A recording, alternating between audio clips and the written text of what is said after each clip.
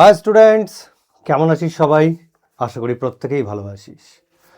সময় কিন্তু খুব বেশি একটা নেই, কিন্তু 1 মাস মাত্র সময় বাকি আছে। হ্যাঁ, ঠিক 1 মাস মানে জানুয়ারি মাসটাই বাকি আছে।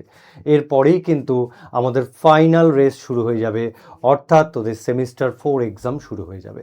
তো সময় যখন খুব কম, তাহলে এই সময়টাকে ইউটিলাইজ করতে হবে।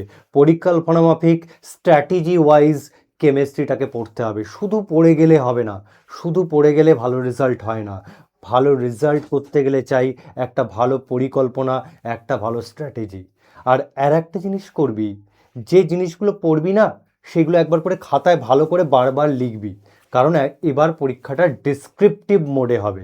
তাই সুন্দর করে গুছিয়ে লেখাটাও একটা আর্ট, এবং তার উপরও কিন্তু ভালো নাম্বার ডিপেন্ড করবে। তুই হয়তো জানিস কিন্তু গুছিয়ে লিখতে পারলি না, তাহলে কি তুই নাম্বার পাবি? নিশ্চয়ই পাবি না।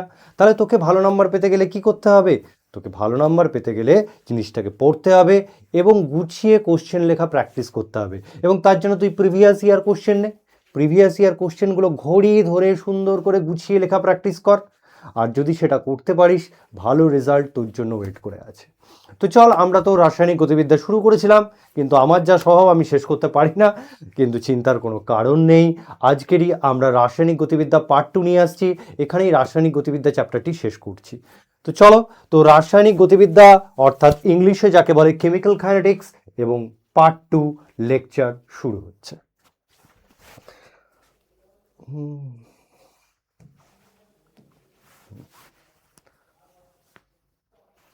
আচ্ছা, তোরা প্রত্যেকেই জানিস চলে এসছে ফাইনাল শটের ক্লাস রুটিন। একবার করে চোখ বুলিয়ে নে, এটাই হচ্ছে ফাইনাল শটের ক্লাস রুটিন। জানিস এটা হচ্ছে ক্লাস 11-এর ফাইনাল শটের রুটিন। অ্যান্ড দেন এবার আমরা চলে আসছি আমাদের differential rate of the equation. আজকের লেকচারটি শুরু হবে এই জায়গা থেকে, ডিফারেন্সিয়াল রেট ইকুয়েশন। তো ডিফারেন্সিয়াল রেট ইকুয়েশনের আগে আমরা একটা জিনিস পড়ব। কি পড়ব সেটা হচ্ছে বড় প্রশ্ন। কি পড়ব?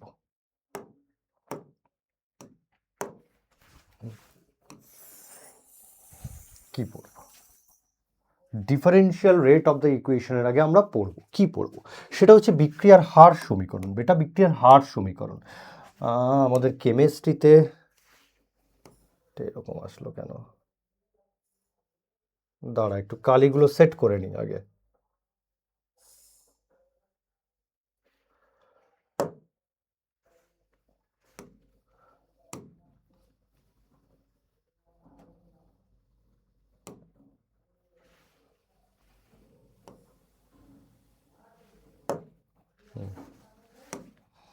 চল, আজকে তাহলে আমরা শুরু করি বিক্রিয়া হার সমীকরণ।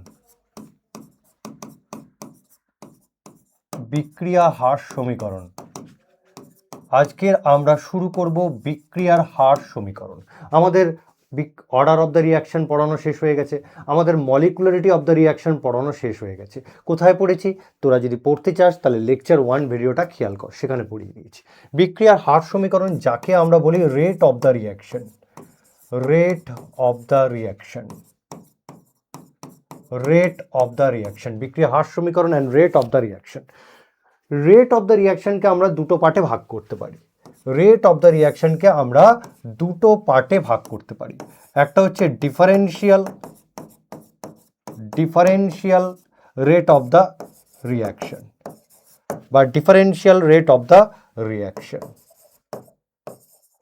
মানে বাংলায় বললে দাঁড়ায় বিক্রিয়ার হার সমীকরণের অন্তর্কলজ রূপ বা অবকলন রূপ। আর একটা আছে integrated rate equation. Integrated rate of the equation, integrated rate of the equation বা রেট অফ দ্য রিয়াকশন, মানে বিক্রিয়া হার সমীকরণের সমাকলিত রূপ। ইন্টিগ্রেটেড রেট ইকুয়েশন বলতে বিক্রিয়া হার সমীকরণের সমাকলিত রূপ, differential rate of the reaction বলতে বিক্রিয়া হার সমীকরণের অন্তর্কলজ রূপ। মনে রাখবি, আগে আমরা বার করব অন্তর্কলজ রূপ, সেখান থেকে আমরা বার করব integrated rate of the reaction, সেখান থেকে বার করব integrated rate of the reaction. এইবার আমরা চলে আসি, যেটা আমি প্রথমেই বললাম, শুরু করছি differential rate of the reaction বা বিক্রিয়া হার সমীকরণের কি রে ভাই বিক্রিয়া হার সমীকরণের বিক্রিয়া হার সমীকরণের বিক্রিয়া হার সমীকরণের অন্তর্কলজ রূপ অন্তর্কলজ রূপ বিক্রিয়া হার সমীকরণের অন্তর্কলজ রূপ বাংলায় যাকে বলে বিক্রিয়া হার সমীকরণের অন্তর্কলজ রূপ বিক্রিয়া হার সমীকরণের অন্তর্কলজ রূপ। ঠিক আছে, তো কি করে বার করব? চল দেখতে থাক এবং বুঝতে থাক। ধরি একটি এন ক্রম বিশিষ্ট মানে বিক্রিয়ার ক্রম হচ্ছে এন, বিক্রিয়ার ক্রম এন। ধরি একটি এন ক্রম বিশিষ্ট বিক্রিয়া হলো এ থেকে বি। এটা হচ্ছে এমন একটা বিক্রিয়া যার ক্রম হচ্ছে এন। স্যার বিক্রিয়ার ক্রম কি? তো এটা আমি পড়িয়েছি লেকচার 1-এ বা পার্ট 1-এ, সেখানে গিয়ে পেয়ে যাবি ডিটেলসে। তো আমি ছোট্ট করে বলছি, বিক্রিয়ার ক্রম কি? বিক্রিয়ার ক্রম হলো বিক্রিয়কের গাঢ়ত্বের ঘাত, বা বিক্রিয়কের গাঢ়ত্বের ঘাতই হলো কি বিক্রিয়ার ক্রম। মানে পরীক্ষালব্ধ বিক্রিয়া হার সমীকরণে বিক্রিয়কের গাঢ়ত্বের ঘাতই হচ্ছে ক্রম, আর ক্রমই হচ্ছে বিক্রিয়কের গাঢ়ত্বের ঘাত। তাহলে আমি যখন এই যে বিক্রিয়া আমি লিখেছি, এই বিক্রিয়ার হার সমীকরণ লিখব, কি করে লিখব? তাহলে এই বিক্রিয়ার হার যদি আমি লিখতে চাই, তাহলে সেটাকে দুভাবে লিখতে পারি। কিভাবে লিখতে পারি? তাহলে এই বিক্রিয়ার হার আমি লিখতে পারি আর ইজ ইকাল টু, আমি যদি রেট ল ইউজ করি, প্রশ্ন আসবে স্যার রেট ল কি? এটাও আমি লেকচার 1-এ পড়িয়ে দিয়েছি, তো সেখান থেকে তুই পেয়ে যাবি রেট ল। তো রেট ল অনুযায়ী বিক্রিয়ার হার আর ইজ ইকাল টু আসছে কে, তারপর হচ্ছে বিক্রিয়কের গাঢ়ত্ব, ঘাত কি হবে? ঘাত হচ্ছে ক্রম। কারণ আমি এক্ষুনি তো বললাম বিক্রিয়ার ক্রম হলো বিক্রিয়কের গাঢ়ত্বের ঘাত। তাহলে এনটা কোথায় চলে যাবে? গাঢ়ত্বের ঘাত, বিক্রিয়কের গাঢ়ত্বের ঘাত, সেটাই হচ্ছে কি বিক্রিয়ার ক্রম। তাহলে এটা হচ্ছে রেট ল অনুযায়ী বিক্রিয়ার হার। এছাড়াও আমরা তাৎক্ষণিক বিক্রিয়া হার বার করতে পারি। আমি যদি তাৎক্ষণিক বিক্রিয়া হার বার করি, আর ইজ ইকাল টু কি লিখতে পারি? তাহলে আর ইজ ইকাল টু লিখতে পারি minus D concentration of DT is equal to plus D concentration of B DT. তাহলে DDT concentration of A, DDT concentration of B, এটাই হচ্ছে আমার তাৎক্ষণিক বিক্রিয়া হার। এবার এটাকে যদি আমি 1 নম্বর সমীকরণ বলি, আর এটাকে যদি 2 নম্বর সমীকরণ বলি, এবার আমি কি করছি? এই সমীকরণ দুটোকে তুলনা করছি। তাহলে সমীকরণ দুটোকে যদি আমি তুলনা করি, তাহলে আমি কি পাচ্ছি? তাহলে আমি লিখতে পারি যে minus DDT concentration of A is equal to লিখতে পারি কে ইন্টু কনসেন্ট্রেশন অফ এ তার পাওয়ার এন, অথবা আমি এটাও লিখতে পারি ডিবিডিটি কে কনসেন্ট্রেশন অফ এ তার পাওয়ার এন। ওকে, তার মানে আমি লিখছি minus DDT concentration of A is equal to কি লিখতে পারি? K concentration of A power N, অথবা আমি লিখতে পারি ডিডিটি বি কি লিখতে পারি? Is equal to K concentration of N. এই দুটো জিনিস আমি এই দুটো সমীকরণকে তুলনা করে পাই। আমি এটাও লিখতে পারি। তো এটাকে আমি বলছি 3 নম্বর সমীকরণ, এটাকে আমি বলছি 4 নম্বর সমীকরণ। এই 3 আর 4 নম্বর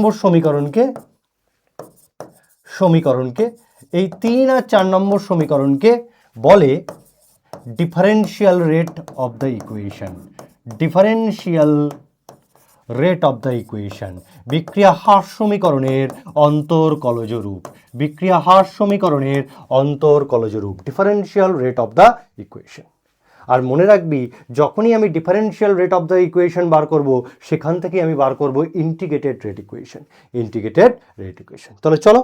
তাহলে আমরা দেখলাম বিক্রিয়া হার সমীকরণের দুটো ভাগ আছে, একটা ডিফারেনশিয়াল ইকুয়েশন, একটা ইন্টিগ্রেটেড ইকুয়েশন। আর ডিফারেনশিয়াল ইকুয়েশন আগে বার করতে হয় এবং আমরা জানি সেখান থেকেই আমরা পাবো কি ইন্টিগ্রেটেড ইকুয়েশন। তো ডিফারেনশিয়াল কি করে বার করে শিখে গেলাম, এবার শিখবো integrated rate of the reaction.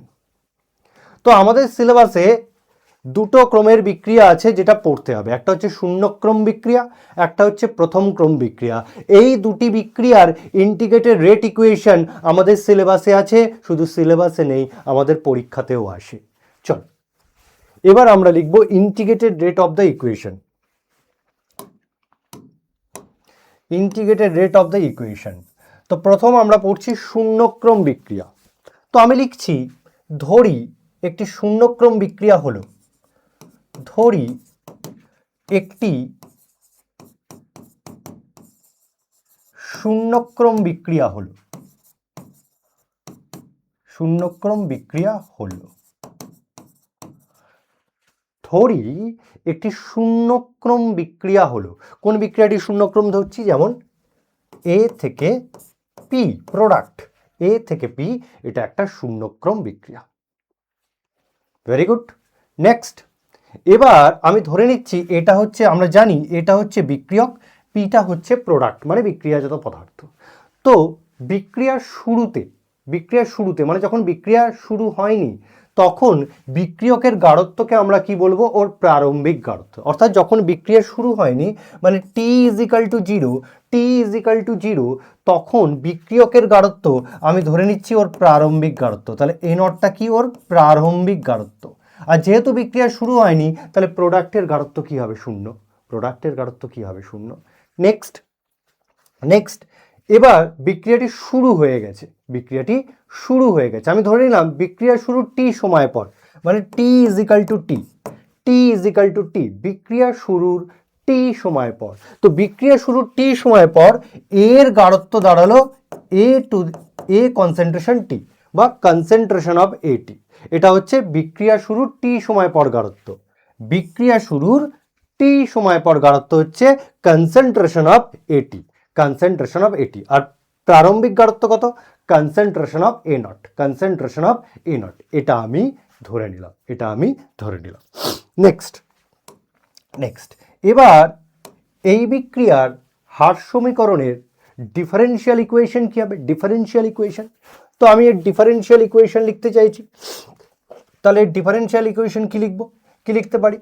আমি লিখতে পারি আর ইজিক্যাল টু মাইনাস ডিডিটি কনসেন্ট্রেশনে। আমি এই বিক্রিয়ার ক্ষেত্রে আর লিখতে পারি মাইনাস ডিডিটি কনসেন্ট্রেশন অফ এ। আবার এটাও লিখতে পারি আর ইজিক্যাল টু কে ইন্টু বিক্রিয়কের গাঢ়ত্ব তার পাওয়ারে জিরো। কেন স্যার জিরো লিখলাম? কারণ এটা একটা শূন্যক্রম বিক্রিয়া বলে পাওয়ারে কি চলে গেল? জিরো চলে গেল। এবার আমি যদি এই দুটোকে তুলনা করি তাহলেই আমি পেয়ে যাব ডিফারেনশিয়াল ইকুয়েশন, তাহলেই আমি পেয়ে যাব জিরো অর্ডার রিঅ্যাকশনের ডিফারেনশিয়াল ইকুয়েশন। তাহলে সেই ডিফারেনশিয়াল ইকুয়েশন কি আসছে? দেখ, মাইনাস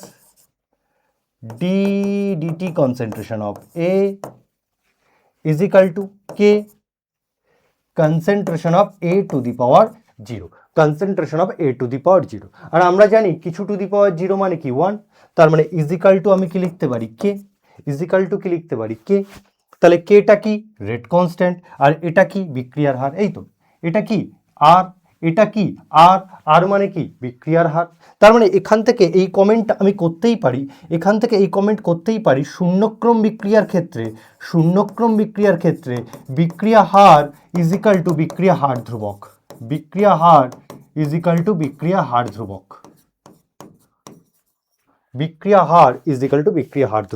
এটা তো আমি এখান থেকে বলতেই পারি, বিক্রিয়া হার ইজিক্যাল টু কি?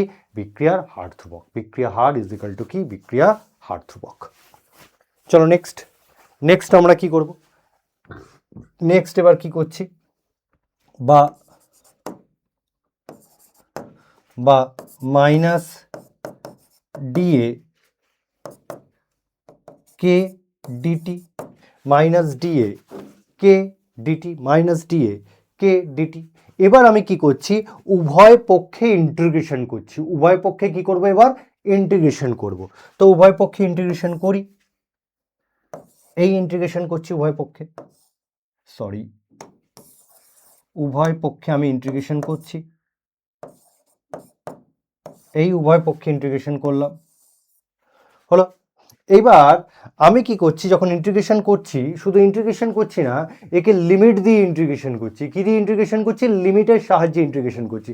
সেই লিমিটটা কি, টাইম 0 থেকে টাইম টি, টাইম 0 থেকে টাইম টি, এই লিমিটের সাহায্যে আমি কি করছি, ইন্টিগ্রেশন করছি। তো যখন টাইম 0 মানে এটা হচ্ছে আমার লোয়ার লিমিট, টাইম যখন 0 তখন কনসেন্ট্রেশন কত, এ নট, তাহলে এখানে লিখছি কনসেন্ট্রেশন অফ এ নট, হলো।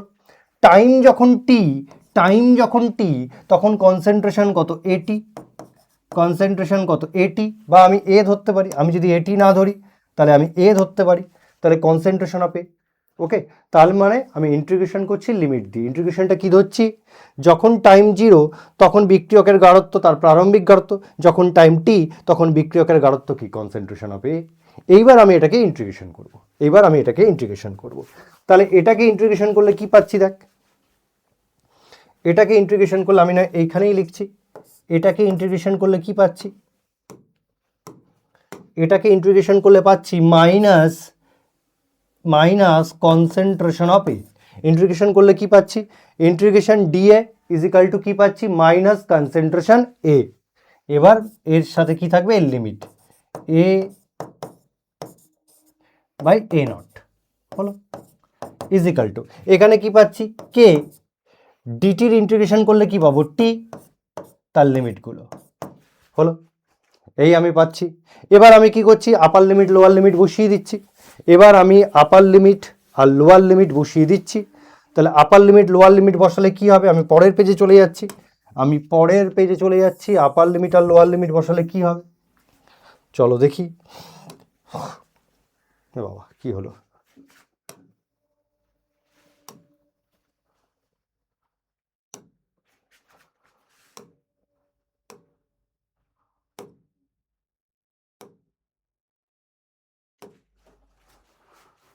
চলো এবার আমরা আপার লিমিট আর লোয়ার লিমিট বসাচ্ছি। চল এবার আমরা আপার লিমিট আর লোয়ার লিমিট বসাচ্ছি। তাহলে এখানে আপার লিমিট লোয়ার লিমিট বসালে কি পাবো, কি পাবো, দেখ কি পাচ্ছি, আমি এখান থেকে পাচ্ছি minus minus concentration of A minus concentration of A not, এটাই পাচ্ছি, ইজিক্যাল টু এবার এবার এখানে আপার লিমিট লোয়ার লিমিট বসালে কি পাবো, এখানে আপার লিমিট লোয়ার লিমিট বসালে কি পাবো, দেখ পাচ্ছি কে টি মাইনাস 0, কে টি মাইনাস 0।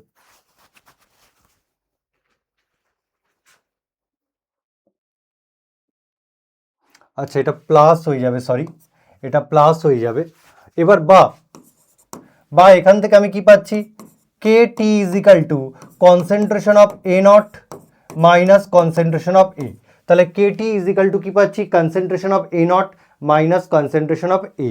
বা এখান থেকে লিখতে পারি K is equal to concentration of A naught minus concentration of A by T by T by T by T. তাহলে এটাই হচ্ছে কি আমার, এটাই হচ্ছে কি আমার, এটাই হচ্ছে কি আমার শূন্যক্রম বিক্রিয়ার হার সমীকরণের সমাকলিত রূপ।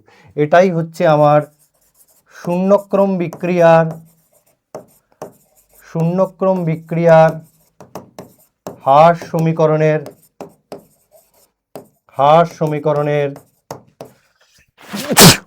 সমাকলিত রূপ। এটাই কি, বিক্রিয়া হার সমীকরণের মানে শূন্যক্রম বিক্রিয়ার হার সমীকরণের সমাকলিত রূপ। তাহলে এটাই হচ্ছে সমাকলিত রূপ। তাহলে ডিফারেনশিয়াল ইকুয়েশন কি পেলাম, এটা হচ্ছে আমার ডিফারেন্সিয়াল ইকুয়েশন, সেখান থেকে পেলাম শূন্যক্রম বিক্রিয়ার হার ইজ ইকুয়াল টু বিক্রিয়ার হার ধ্রুবক, তারপর ওটাকে ইন্টিগ্রেশন করে পেলাম আমি ইন্টিগ্রেটেড রেট ইকুয়েশন, সেটা হচ্ছে K concentration of A0 minus A divide by T, এটাই হয়ে যাচ্ছে আমার শূন্যক্রম বিক্রিয়ার হার সমীকরণের সমাকলিত রূপ। তাহলে তোমাকে যদি বলে শূন্যক্রম বিক্রিয়ার হার সমীকরণের সমাকলিত রূপ প্রতিষ্ঠা করো, তাহলে এইভাবে তোমাকে প্রতিষ্ঠা করতে হবে। তাহলে এই গেল শূন্যক্রম, আর একটা সিলেবাসে আছে প্রথম ক্রম। চল দেখি, এবার আমরা চলে যাই প্রথম ক্রম বিক্রিয়া। প্রথম ক্রম বিক্রিয়া ঠিক সেম উপায় করব, সেম উপায় করব। তো ধরি একটি প্রথম ক্রম বিক্রিয়া হলো, ধরি আগের মতোই একটি প্রথম ক্রম বিক্রিয়া হলো, একটি প্রথম ক্রম বিক্রিয়া হলো, ধরে নিলাম একটা প্রথম ক্রম বিক্রিয়া হলো এ থেকে প্রোডাক্ট, একই জিনিস এ থেকে বি, এ থেকে বি, এটাই শূন্যক্রম ছিল, এটাই ধরে নিলাম প্রথম ক্রম বিক্রিয়া। এবার বিক্রিয়ার শুরুতে যখন বিক্রিয়া শুরু হয়নি অর্থাৎ টি ইজ ইকাল টু 0, তখন বিক্রিয়কের গাঢ়ত্ব হচ্ছে তার প্রারম্ভিক গাঢ়ত্ব, বিক্রিয়কের গাঢ়ত্ব হচ্ছে তার প্রারম্ভিক গাঢ়ত্ব। এবার বিক্রিয়া শুরুর টি সময় পর, বিক্রিয়া শুরুর টি সময় পর তখন বিক্রিয়কের গাঢ়ত্ব কি হবে, হ্রাস পাবে। তো বিক্রিয়কের গাঢ়ত্ব হ্রাস পেয়ে হলো কনসেন্ট্রেশন অফ এ, বিক্রিয়কের গাঢ়ত্ব হ্রাস পেয়ে দাঁড়ালো কনসেন্ট্রেশন অফ এ হলো। এবার এবার এবার এবার এটা তো 0 ছিল, আর এটা ধরো কিছু একটা আসবে। এবার প্রথমে আমাকে কি করতে হবে, এই বিক্রিয়ার ডিফারেন্সিয়াল ইকুয়েশন আমাকে বার করতে হবে। তো চলো প্রথম ক্রম বিক্রিয়ার ডিফারেন্সিয়াল ইকুয়েশনটা বার করে নিই। তো ডিফারেন্সিয়াল ইকুয়েশন কি করে বার করব, তো প্রথমে রেট লকে কাজে লাগাবো। রেট লকে কাজে লাগালে কি পাবো, R is equal to K concentration of A তার পাওয়ারে 1।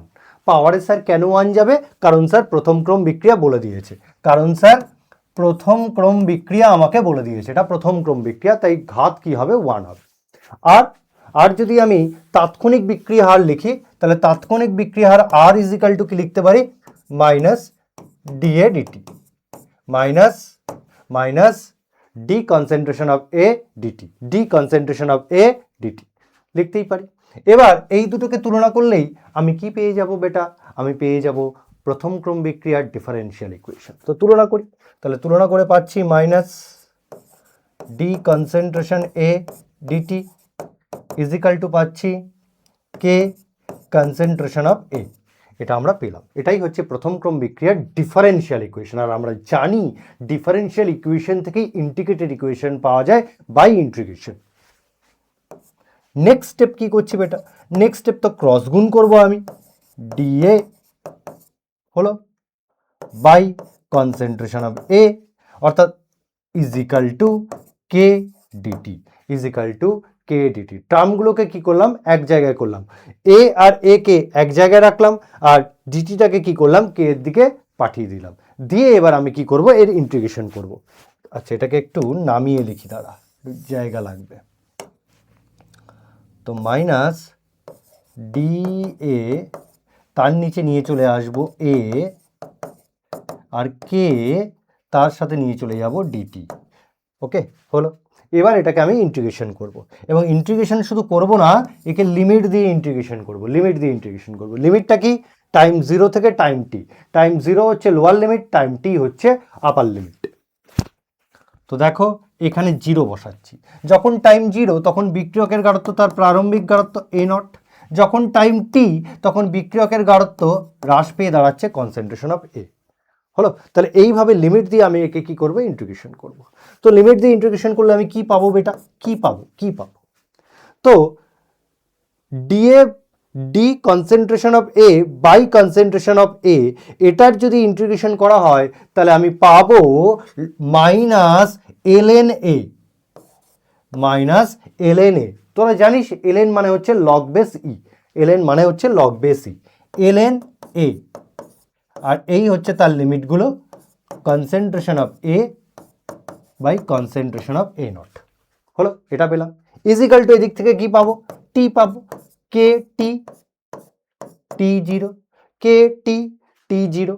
এবার এখান থেকে কি পাচ্ছি, এখান থেকে কি পাচ্ছি দেখ, এখান থেকে কি পাচ্ছি, অন্য কালিতে লিখব, অন্য কালিতে লিখব, বা কি পাচ্ছি, এখানে আমি upper limit minus lower limit বসাই, তাহলে আপার লিমিট বসালে আমি পাচ্ছি minus LN A, lower limit বসালে মাইনাসে মাইনাসে প্লাস হয়ে যাবে ln concentration of A not equal to এখান থেকে পাবো কি কে টি মাইনাস জিরো, মানে তুমি পাবে কেটি, কে টি মাইনাস জিরো তুমি পাবে কেটি। এবার এখান থেকে কি পাবো, এই যে minus ln A plus ln A naught, এখান থেকে কি পাবো, তো চলো পরের ইয়েতে চলে যাই।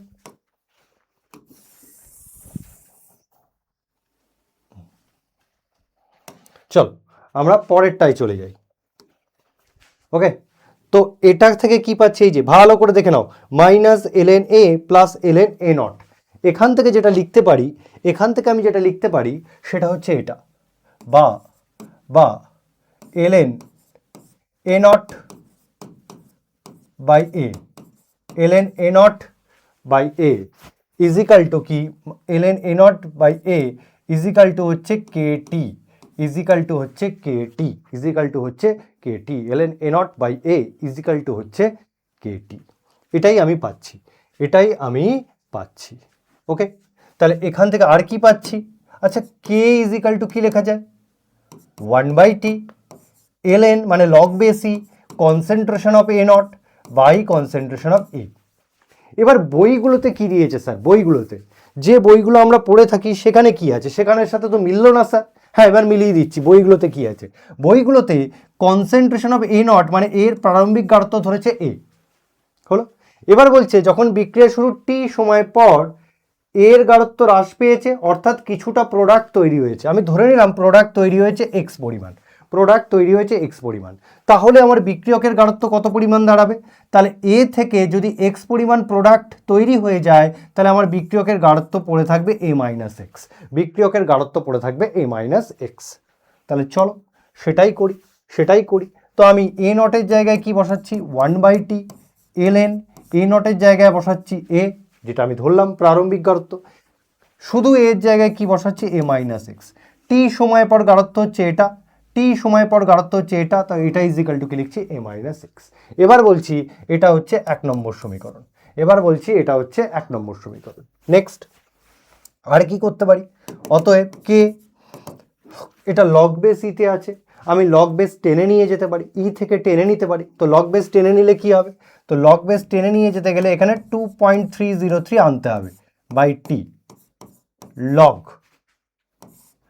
Concentration of A not by concentration of A, concentration of A not by concentration of A, বা এখান থেকেও লিখতে পারি 2.303 বাই টি লগ, তাহলে লিখতে পারি A by A minus X, A by A minus X. আগের মতো, আগেরটা ছিল কি 1/t, আর যখন এলএন থেকে লগ বেস টেনে আসলাম, এলএন থেকে যখন লগ বেস টেনে আসলাম এক্সটা কি আনতে হবে 2.303, এক্সটা আনতে হবে 2.303।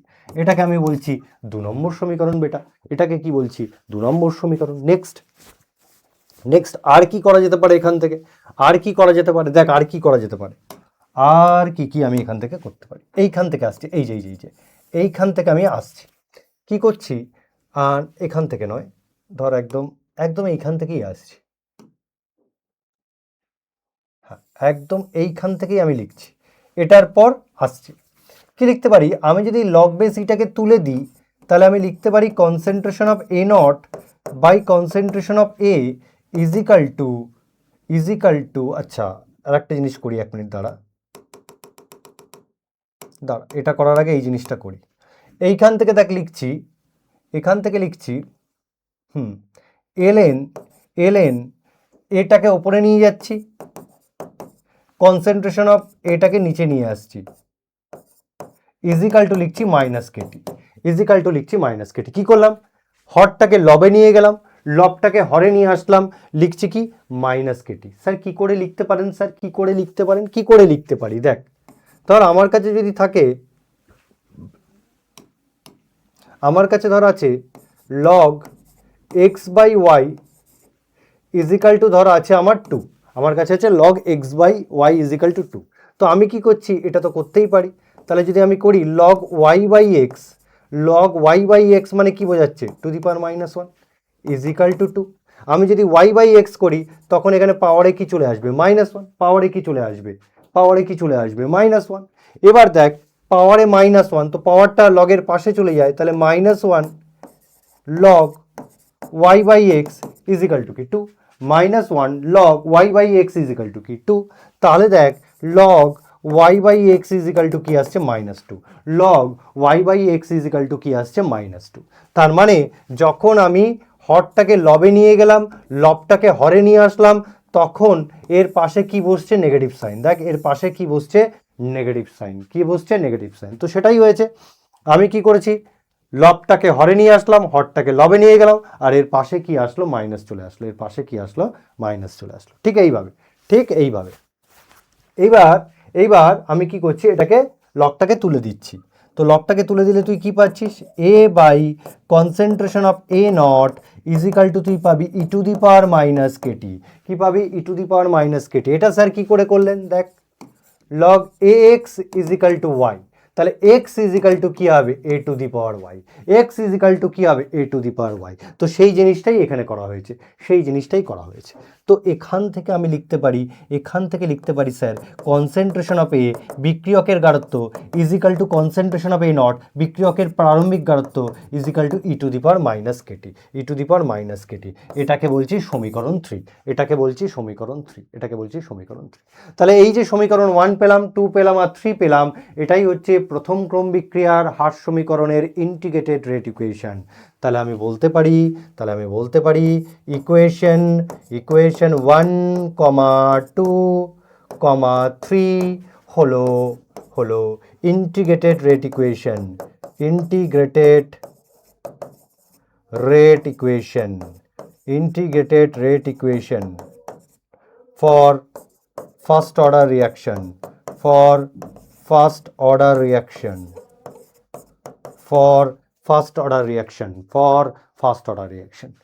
ক্লিয়ার হলো?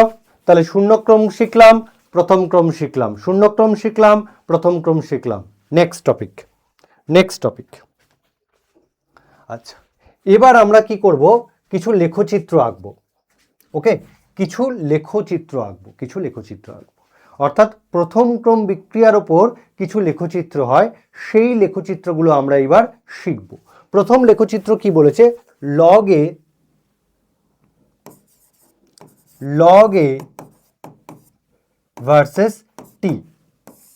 এই লেখচিত্রটা কিভাবে আসবে? প্রথম ক্রম বিক্রিয়ার ক্ষেত্রে এই লেখচিত্রটা কি হবে? তো লেখচিত্র আঁকতে গেলে তুই আগে একটু দেখে নে যে প্রথম ক্রম বিক্রিয়ার হার সমীকরণের সমাকলিত রূপটা কি ছিল? স্যার ছিল কেটি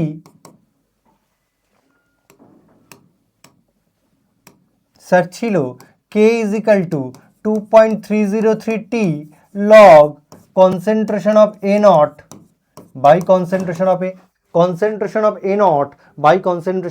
এটাই তো ছিল স্যার, এটাই তো ছিল। এবার এই যে প্রথম ক্রম বিক্রিয়ার হার সমীকরণ আমি লিখেছি, ইন্টিগ্রেটেড রেট ইকুয়েশন আমি লিখেছি, এটাকে ভাঙলে কি পাওয়া যায়? এখান থেকে তুই পাবি kt by 2.303 log concentration of a naught by a। Next আর কি লিখতে পারিস? kt 2.303 ইজ ইকাল টু, এখান থেকে লেখা যায় log a naught minus log a। কারণ আমরা জানি log x বাই y ভাঙলে কি পাওয়া যায়? log x minus log y। তো তেমনি log a naught concentration of a naught by concentration of a, একে ভাঙলে কি পাবো? log concentration of a naught minus log a। এটাই তো পাবো। এবার আমি এটাকে একটু সাজিয়ে লিখছি। কিরকম সাজিয়ে লিখছি? এইটাকে, এই যে log এটাকে বাম দিকে নিয়ে আসছি, তাহলে পাবো log a। এই যে এটাকে দেখছিস, এটাকে নিয়ে যাচ্ছি ডান দিকে, তাহলে পাবো মাইনাস k 2.303 ইন্টু টি, আর এটা পড়ে থাকছে log concentration of a naught, এটা পড়ে থাকছে। এইবার আমি গ্রাফটার দিকে তাকা। এইবার যে গ্রাফটা আঁকছি সেই গ্রাফের দিকে তাকা। তো গ্রাফ আমাকে কি আঁকতে বলেছে? দেখ, এই হচ্ছে গ্রাফ। প্রথমে কি আছে? log a। যে প্রথমে থাকে সে y অ্যাক্সিস বরাবর থাকবে, যাকে তোকে প্রথমে দেবে সেটা y অ্যাক্সিস বরাবর থাকবে, যে পরে আছে সে x অ্যাক্সিস বরাবর থাকবে, এবার খুব মন দিয়ে দেখ, এটা হচ্ছে y, এটা হচ্ছে x। এবার এই যে সমীকরণটা আমি বার করেছি, এটাকে আমি y is equal to M X plus C সাথে তুলনা করছি। আমি এই যে সমীকরণটাকে y is equal to M X plus C এর সঙ্গে তুলনা করছি। তুলনা করলে কি হবে? y is equal to log A, হ্যাঁ স্যার এই তো আছে y is equal to log A, x equal to sir T, হ্যাঁ স্যার এক্স অ্যাক্সিস বরাবর তো টি আছে। তাহলে স্যার নতি এম কি হবে স্যার? নতি হবে মাইনাস কে 2.303। তার মানে আমি এমন একটা সরলরেখা পাচ্ছি যার নতি হচ্ছে ঋণাত্মক, যার নতি হচ্ছে ঋণাত্মক। তো ঋণাত্মক নতি মানে গ্রাফটা কেমন দেখতে হবে বেটা? ঋণাত্মক নতি মানে গ্রাফটা নিচের দিকে হবে। ঋণাত্মক নতি মানে গ্রাফটা আমার নিচের দিকে হবে। ওকে ওকে, তাহলে এটাই হচ্ছে লগ এ ভার্সেস টি গ্রাফ, এটাই হচ্ছে লগ এ ভার্সেস টি গ্রাফ। হয়ে গেল, তাহলে প্রথম ক্রমের একটা গ্রাফ হয়ে গেল। এবার সেকেন্ড গ্রাফ দিয়েছে, দেখ সেকেন্ড গ্রাফটা দিয়েছে এটা, সেটা কি দিয়েছে বেটা? Log concentration of A not by A versus T, versus T, versus T. তাহলে চলো গ্রাফটা এঁকে ফেলি একই রকমভাবে। চলো এই টি হলো, আর এই হচ্ছে log concentration of A not by concentration of A, concentration of A not by concentration of A, concentration of A not by concentration of A. গ্রাফটা আমি এঁকে ফেললাম। এইবার চলো দেখি, এইবার চলো দেখি এই যে গ্রাফটা আঁকলাম, এইবার খুব মন দিয়ে দেখো, খুব মন দিয়ে দেখো গ্রাফটা আঁকার পর। এবার আমি চলে যাচ্ছি কার কাছে? আমি চলে যাচ্ছি এই অঞ্চলের কাছে, এই জায়গাটার কাছে চলে যাচ্ছি। এই জায়গাটা খেয়াল কর, এই যে প্রথম ক্রম বিক্রিয়ার হ্রাস সমীকরণের ইন্টিগ্রেটেড ইকুয়েশন, তার এই স্টেপের কাছে আমি গেলাম, এই স্টেপের কাছে গেলাম। এই স্টেপের কাছে গিয়ে আমি একটু এটাকে সাজিয়ে লিখছি, এইটাকে সাজিয়ে লিখছি। এই যে যেটাকে আমি ইয়েলো কালার করেছি, সেটাকে সাজিয়ে লিখলে কি পাচ্ছি দেখতো? Log concentration of A not by A is equal to, এটা দেখা যাবে না এদিকে, আচ্ছা দাঁড়া একটা কাজ করি, এটাকেই আমি কোথায় সাইডে দেবো, আচ্ছা ছেড়ে দে, এটাকেই আমি দেখ কিভাবে করছি, এটাকেই আমি y is equal to M X এর সাথে তুলনা করছি। এটাকে এই জায়গাটা লিখলে ভালো হয়, এই জায়গাটা লিখি, দাঁড়া এই জায়গাটা লিখি, log concentration of A not by A is equal to আসছে কে টি বাই 2.303, এটাই আসছে। এটা থেকে এটা লিখতেই পারি স্যার একই জিনিস। এবার এটাকেই আমি y is equal to M X এর সাথে তুলনা করি, এটাকেই আমি y is equal to M X এর সাথে তুলনা করি। তুলনা করলে y বরাবর কি আছে? Log A not by A, y বরাবর log concentration of A not by A, x equal to কি আসছে? টি, হ্যাঁ স্যার টিকে তো এক্স বরাবর স্থাপন করা হয়েছে, টিকে এক্স বরাবর স্থাপন করা হয়েছে। তাহলে নতি কি আসছে স্যার? নতি আসছে এম ইজিক্যাল টু কে 2.303। আমার নতি আসছে এম ইজিক্যাল টু, হ্যাঁ এম ইজিক্যাল টু কে 2.303, এবং এটা y is equal to M x সমীকরণকে স্যাটিসফাই করছে। আর y is equal to M x মানে সেটা মূল বিন্দুগামী সরলরেখা, অর্থাৎ গ্রাফটা কি হবে? মূল বিন্দুগামী হবে। গ্রাফটা কি হবে? মূল বিন্দুগামী হবে, এবং তার নতি হবে কে বাই 2.303, তার নতি হবে কে বাই 2.303, এর নতি এটাই হবে। নেক্সট, তাহলে আমাদের দুটো গ্রাফ শেখা হয়ে গেল, অর্থাৎ প্রথম ক্রম বিক্রিয়ার ইন্টিগ্রেটেড হ্রাস সমীকরণ থেকে এই দুটো গ্রাফ দিতে পারে, এবং দুটোই আমাদের শেখা হয়ে গেল। নেক্সট কোথায় যাব? নেক্সট আমরা চলে যাব খুব ইম্পর্টেন্ট জায়গা, অর্ধজীবনকাল বা অর্ধায়ু। নাম শুনেই বুঝতে পারছিস, হাফ লাইফ পিরিয়ড। যখন লাইফের অর্ধেকটা কেটে যাবে সেটাই হচ্ছে হাফ লাইফ পিরিয়ড। যখন লাইফের অর্ধেকটাই কেটে চলে যায় তখনই সেটাকে আমরা বলি হাফ লাইফ পিরিয়ড। ওকে, ডেফিনেশন কি স্যার? যদি আমি এটাকে সায়েন্সের ভাষায় বলতে চাই তাহলে বলবো, কোনো একটি বিক্রিয়া চলাকালীন যে সময়, কোনো একটি বিক্রিয়া চলাকালীন যে সময় বিক্রিয়কের গাঢ়ত্ব তার প্রারম্ভিক গাঢ়ত্বের ঠিক অর্ধেক হয়, বিক্রিয়কের গাঢ়ত্ব তার প্রারম্ভিক গাঢ়ত্বের ঠিক অর্ধেক হয়, সেই সময়কালকেই বলে হয় half life period. Half life period. অর্থাৎ জীবনটা যখন অর্ধেকই কেটে যাবে তখনই হবে অর্ধজীবনকাল, তখনই হবে অর্ধজীবনকাল। তো সেটাই লেখা আছে, কোনো বিক্রিয়াকালীন চলাকালীন যে সময় বিক্রিয়কের গাঢ়ত্ব তারই প্রারম্ভিক গাঢ়ত্বের ঠিক অর্ধেক হবে সেই সময়কালকে আমরা কি বলবো, বিক্রিয়ার অর্ধায়ু বা অর্ধজীবনকাল। এবং আমরা অর্ধজীবনকালকে টি হাফ দ্বারা ডিনোট করি, টি সাবস্ক্রিপশনে হাফ, টি সাবস্ক্রিপশনে হাফ, এইভাবে আমরা অর্ধায়ু বা অর্ধজীবনকালকে ডিনোট করি। তো যেটা এবার তোকে পরীক্ষায় দেবে, পরীক্ষায় তোকে শূন্যক্রম বিক্রিয়ার অর্ধজীবনকাল আর প্রথম ক্রম বিক্রিয়ার অর্ধজীবনকাল বার করতে দেবে। তো চল বার করতে দেবে যখন আমরা বার করে ফেলবো। বার করতে যখন দেবে তখন আমরা কেন টাইম নষ্ট করব, আমরা সেটাকে কুইক বার করে ফেলবো, কুইক বার করে ফেলবো। চল শূন্যক্রম বিক্রিয়ার অর্ধজীবনকাল গণনা। তো প্রথমেই আমরা দেখি শূন্যক্রম বিক্রিয়ার ইন্টিগ্রেটেড রেট ইকুয়েশন কি ছিল। Integrated rate equation, integrated rate equation, সেখান থেকেই আমরা এগোবো। ইন্টিগ্রেটেড রেট ইকুয়েশন থেকেই আমরা এগোবো। কি ছিল স্যার? ছিল K is equal to concentration of A naught, মানে বিক্রিয়কের প্রারম্ভিক গাঢ়ত্ব, এটাই হচ্ছে বিক্রিয়কের প্রারম্ভিক গাঢ়ত্ব, মাইনাস এ বাই টি। এটাই ছিল ইন্টিগ্রেটেড রেট ইকুয়েশন, এটাই ছিল ইন্টিগ্রেটেড রেট ইকুয়েশন। আজকেরই তো স্যার বার করলাম, আজকেরই তো স্যার বার করলাম। এই যে এই যে এই যে এই যে শূন্যক্রম বিক্রিয়ার হার্ট সমীকরণের সমাকলিত রূপ, এই যে এই যে এই যে এই যে বার করেছি আজকে। যেখানে এই নটটা কি, বিক্রিয়কের প্রারম্ভিক গাঢ়ত্ব, এটা কি, বিক্রিয়কের টি সময় পর গাঢ়ত্ব।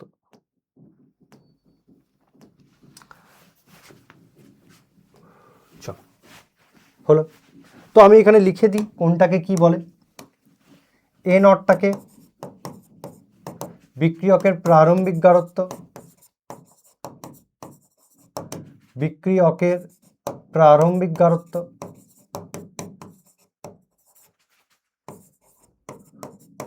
বিক্রিয়কের প্রারম্ভিক গাঢ়ত্ব, আর এটা কি, টি সময় পরে গাঢ়ত্ব, টি সময় পরে বিক্রিয়কের গাঢ়ত্ব, টি সময় পরে বিক্রিয়কের গাঢ়ত্ব। আর কেটা তোরা জানিস রেট কনস্ট্যান্ট, কেটা তোরা জানিস রেট কনস্ট্যান্ট। ওকে, বিক্রিয়কের গাঢ়ত্ব, বিক্রিয়কের গাঢ়ত্ব, বিক্রিয়কের গাঢ়ত্ব।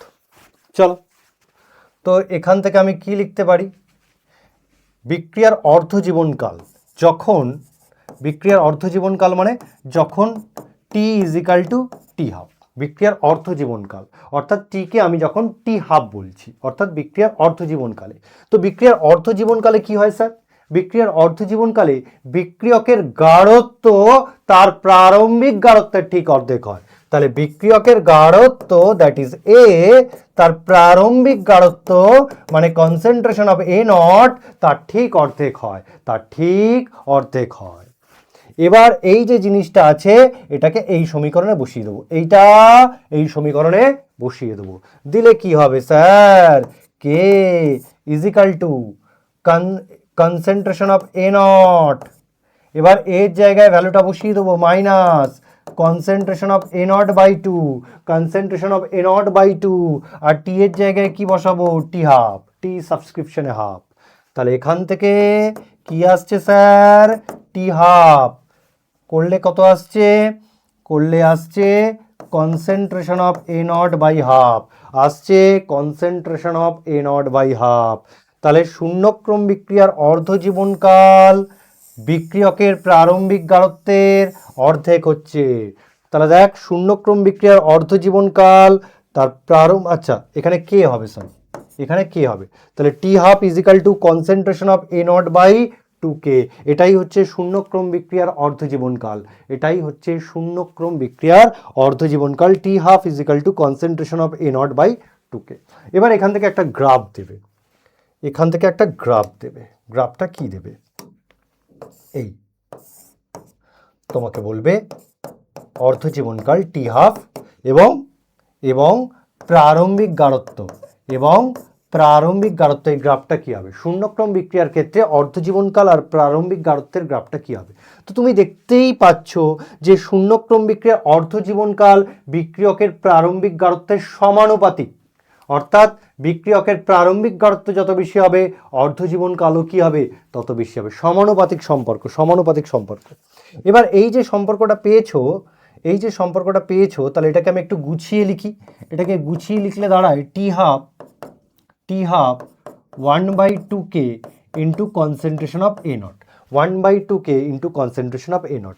এবার এটাকে আমি y is equal to M X এর সাথে তুলনা করছি, y is equal to M X এর সাথে তুলনা করছি।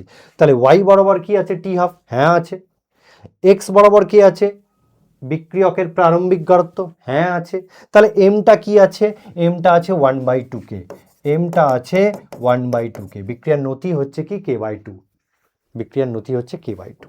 এবার যেহেতু এটা y is equal to M x সমীকরণকে সিদ্ধ করছে, তাই এই বিক্রিয়ার গ্রাফ কি হবে? মূল বিন্দুগামী সরলরেখা, মূল বিন্দুগামী সরলরেখা, মূল বিন্দুগামী সরলরেখা। এটাই হচ্ছে ওর গ্রাফ, এটাই হচ্ছে গ্রাফ।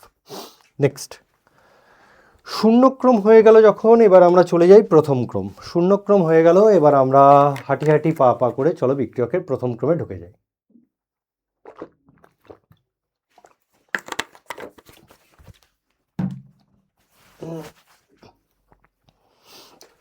প্রথম ক্রম বিক্রিয়ার অর্ধজীবনকাল গণনা। তো অর্ধজীবনকাল গণনা করতে গেলে আমাকে ইন্টিগ্রেটেড রেট ইকুয়েশন থেকে স্টার্ট করতে হবে। তাহলে প্রথম ক্রম বিক্রিয়ার ইন্টিগ্রেটেড রেট ইকুয়েশন কি হবে? Integrated rate equation, integrated rate equation. তাহলে প্রথম ক্রম বিক্রিয়ার আমরা আসছি ইন্টিগ্রেটেড রেট ইকুয়েশন। চলো করি, কোনো অসুবিধা নেই। ইন্টিগ্রেটেড রেট ইকুয়েশন, তাহলে প্রথম ক্রম বিক্রিয়ার ইন্টিগ্রেটেড রেট ইকুয়েশন কি? আমরা জানি k is equal to 2.303 by T log concentration of A not by concentration of A. এটাই হচ্ছে প্রথম ক্রম বিক্রিয়ার হার সমীকরণের সমাকলিত রূপ। আমরা আজকেরই প্রুফ করেছি এটা।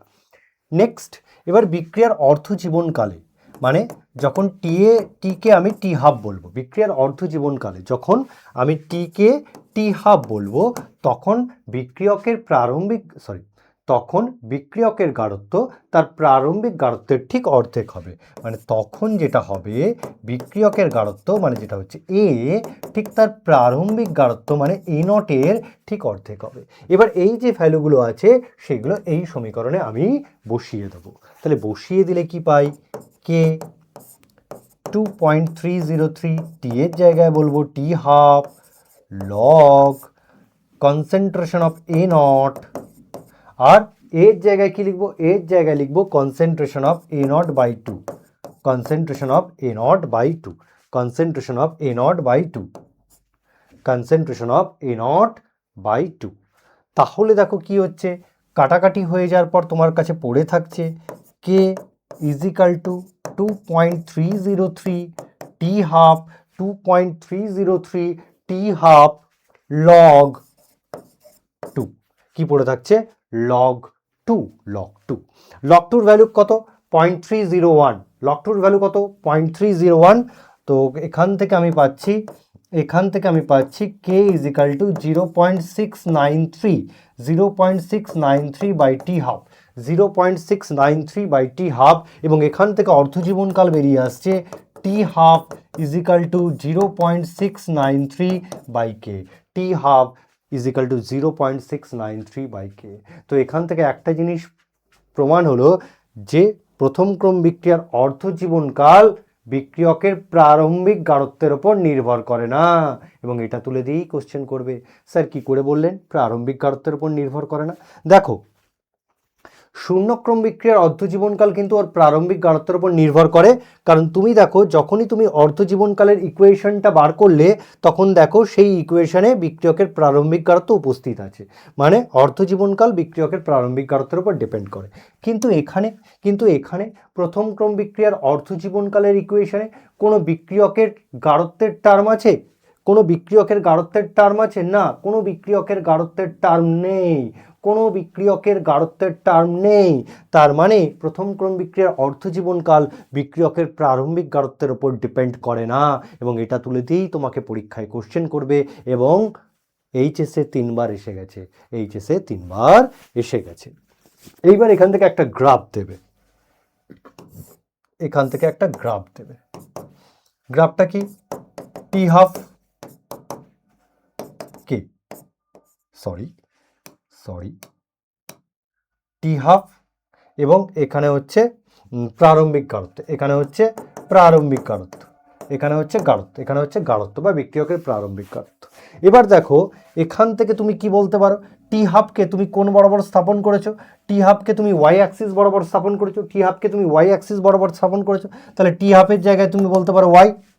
আর এটা কি 0.693 একটা কনস্ট্যান্ট, কেটাও কি কনস্ট্যান্ট, তাহলে ওয়াই ইজ ইকাল টু কি পাচ্ছি constant, y is equal to কি পাচ্ছি কনস্ট্যান্ট। তো y is equal to constant মানে কি বেটা, এক্স অক্ষের সমান্তরাল সরলরেখা, অর্থাৎ তুমি এক্স অক্ষের সমান্তরাল সরলরেখা পাবে, তুমি এক্স অক্ষের সমান্তরাল সরলরেখা পাবে। অর্থাৎ তুমি যদি প্রথম ক্রম বিক্রিয়ার অর্ধ জীবনকালের গ্রাফ আঁকো এবং সেই গ্রাফটা যদি টি হাফ ভার্সেস বিক্রিয়কের প্রারম্ভিক গাঢ়ত্ব হয়, তাহলে তোমার গ্রাফটা কি আসবে, এক্স অক্ষের সমান্তরাল সরলরেখা, কারণ তুমি ওয়াই ইজ ইকাল টু কে পাচ্ছ, ওয়াই ইজ ইকাল টু কে পাচ্ছ।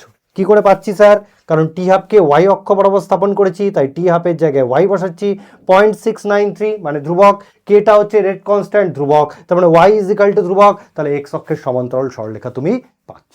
ওকে, হয়ে গেল। তাহলে আমরা শূন্যক্রম বিক্রিয়ার অর্ধজীবনকাল শিখলাম, প্রথম ক্রম বিক্রিয়ার অর্ধজীবনকাল শিখলাম। এবার শিখব এদের সম্পূর্ণ হওয়ার সময়কাল, এবার শিখব এদের সম্পূর্ণ হওয়ার সময়কাল।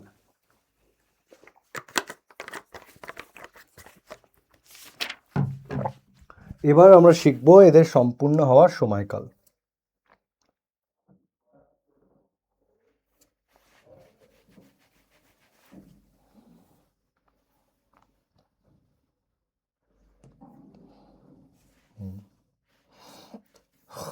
চলো, শূন্যক্রম বিক্রিয়ার সম্পূর্ণ হওয়ার সময়কাল মানে একটা শূন্যক্রম বিক্রিয়া কমপ্লিট হতে কত সময় লাগে, চলো বের করি। এবং সেটা বার করতে গেলেও আমাকে ইন্টিগ্রেটেড রেট ইকুয়েশন আগে লিখতে হবে, সবই ইন্টিগ্রেটেড রেট ইকুয়েশন থেকে আসবে। তাহলে integrated rate equation, integrated rate equation, integrated rate equation, integrated rate equation. চলো আমরা ইন্টিগ্রেটেড রেট ইকুয়েশন বার করি। হলো, তো আমার প্রথম শূন্যক্রম বিক্রিয়ার ইন্টিগ্রেটেড রেট ইকুয়েশন কি, কে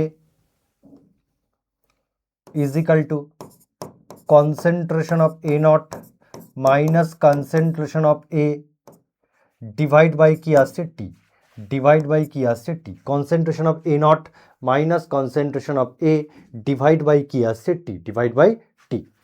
হলো, এইবার এবার এবার কি করছি দেখো, এবার তুমি ভাবো যখন একটা বিক্রিয়া কমপ্লিট হয় তখন বিক্রিয়কের গাঢ়ত্ব কত হয়, 0 হয়, তাই না?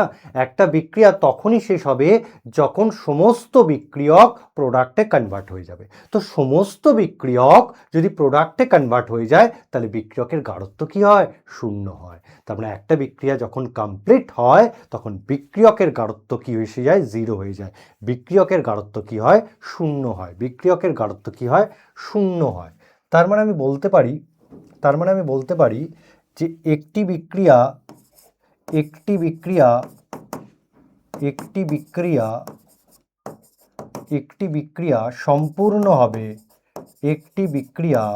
সম্পূর্ণ হবে যখন ওর বিক্রিয়কের গাঢ়ত্ব কি হবে, 0 হবে। যখন ওর বিক্রিয়কের গাঢ়ত্ব 0 হবে তখনই একটি শূন্যক্রম বিক্রিয়া কি হয়ে যাবে, শেষ হয়ে যাবে। শূন্যক্রম কেন, যে কোনো বিক্রিয়া কি হয়ে যাবে, শেষ হয়ে যাবে। তাহলে আমি বসিয়ে দিই কে ইজ ইকাল টু, তাহলে concentration of A naught minus 0 by T, তাহলে টি অর্থাৎ টাইম ইজ ইকাল টু কি আসছে, concentration of A not by K.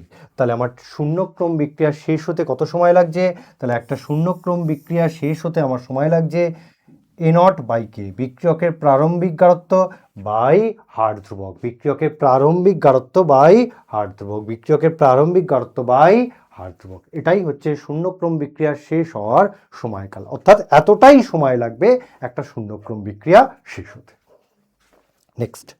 Next এবার আমরা করব প্রথম ক্রম বিক্রিয়ার সম্পূর্ণ হওয়ার সময়কাল, প্রথম ক্রম বিক্রিয়ার সম্পূর্ণ হওয়ার সময়কাল। তো তার জন্য আমার ইন্টিগ্রেটেড ইকুয়েশন লাগবে,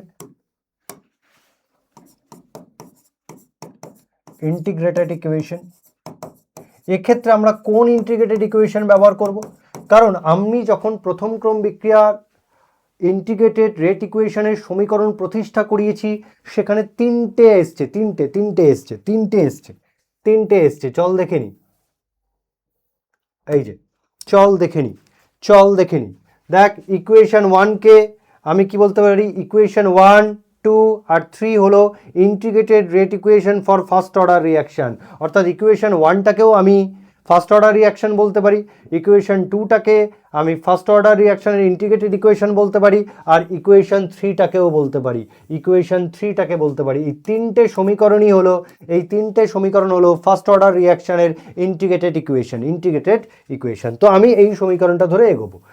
এই সমীকরণটা ধরে এগোবো, অর্থাৎ concentration of A is equal to concentration of A naught into E to the power minus KT. চল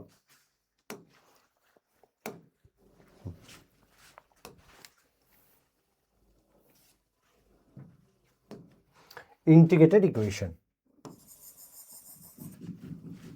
চলো লিখে ফেলি। কি লিখবো?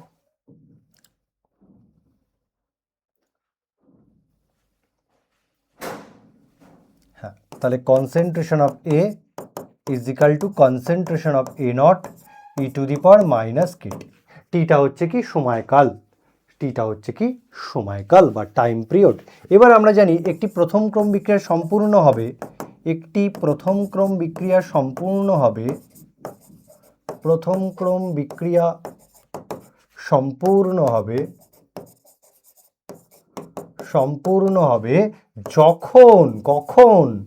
যখন বিক্রিয়কের গাঢ়ত্ব 0 হবে, অর্থাৎ concentration of A naught is equal to 0 হবে, তখন। তো এখানে দেখো 0 is equal to concentration of A naught E to the power minus Katie.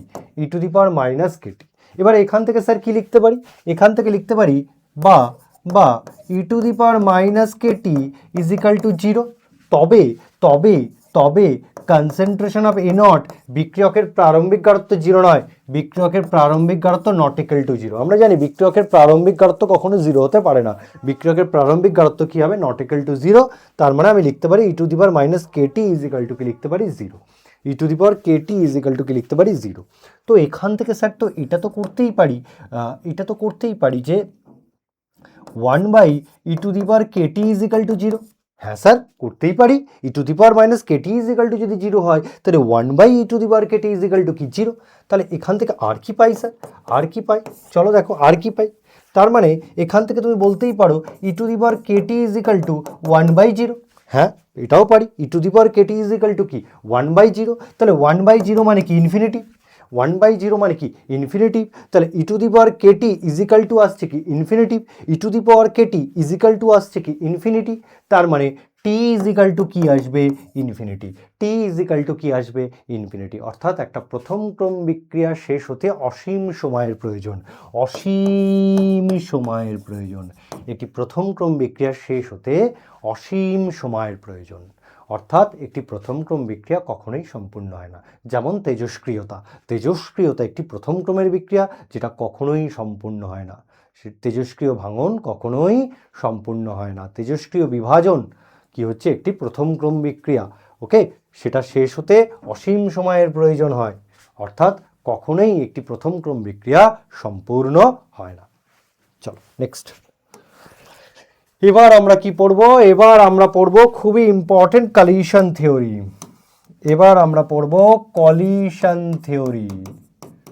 সংঘর্ষ তত্ত্ব। এবার আমরা পড়ব সংঘর্ষ তত্ত্ব বা কলিশন থিওরি।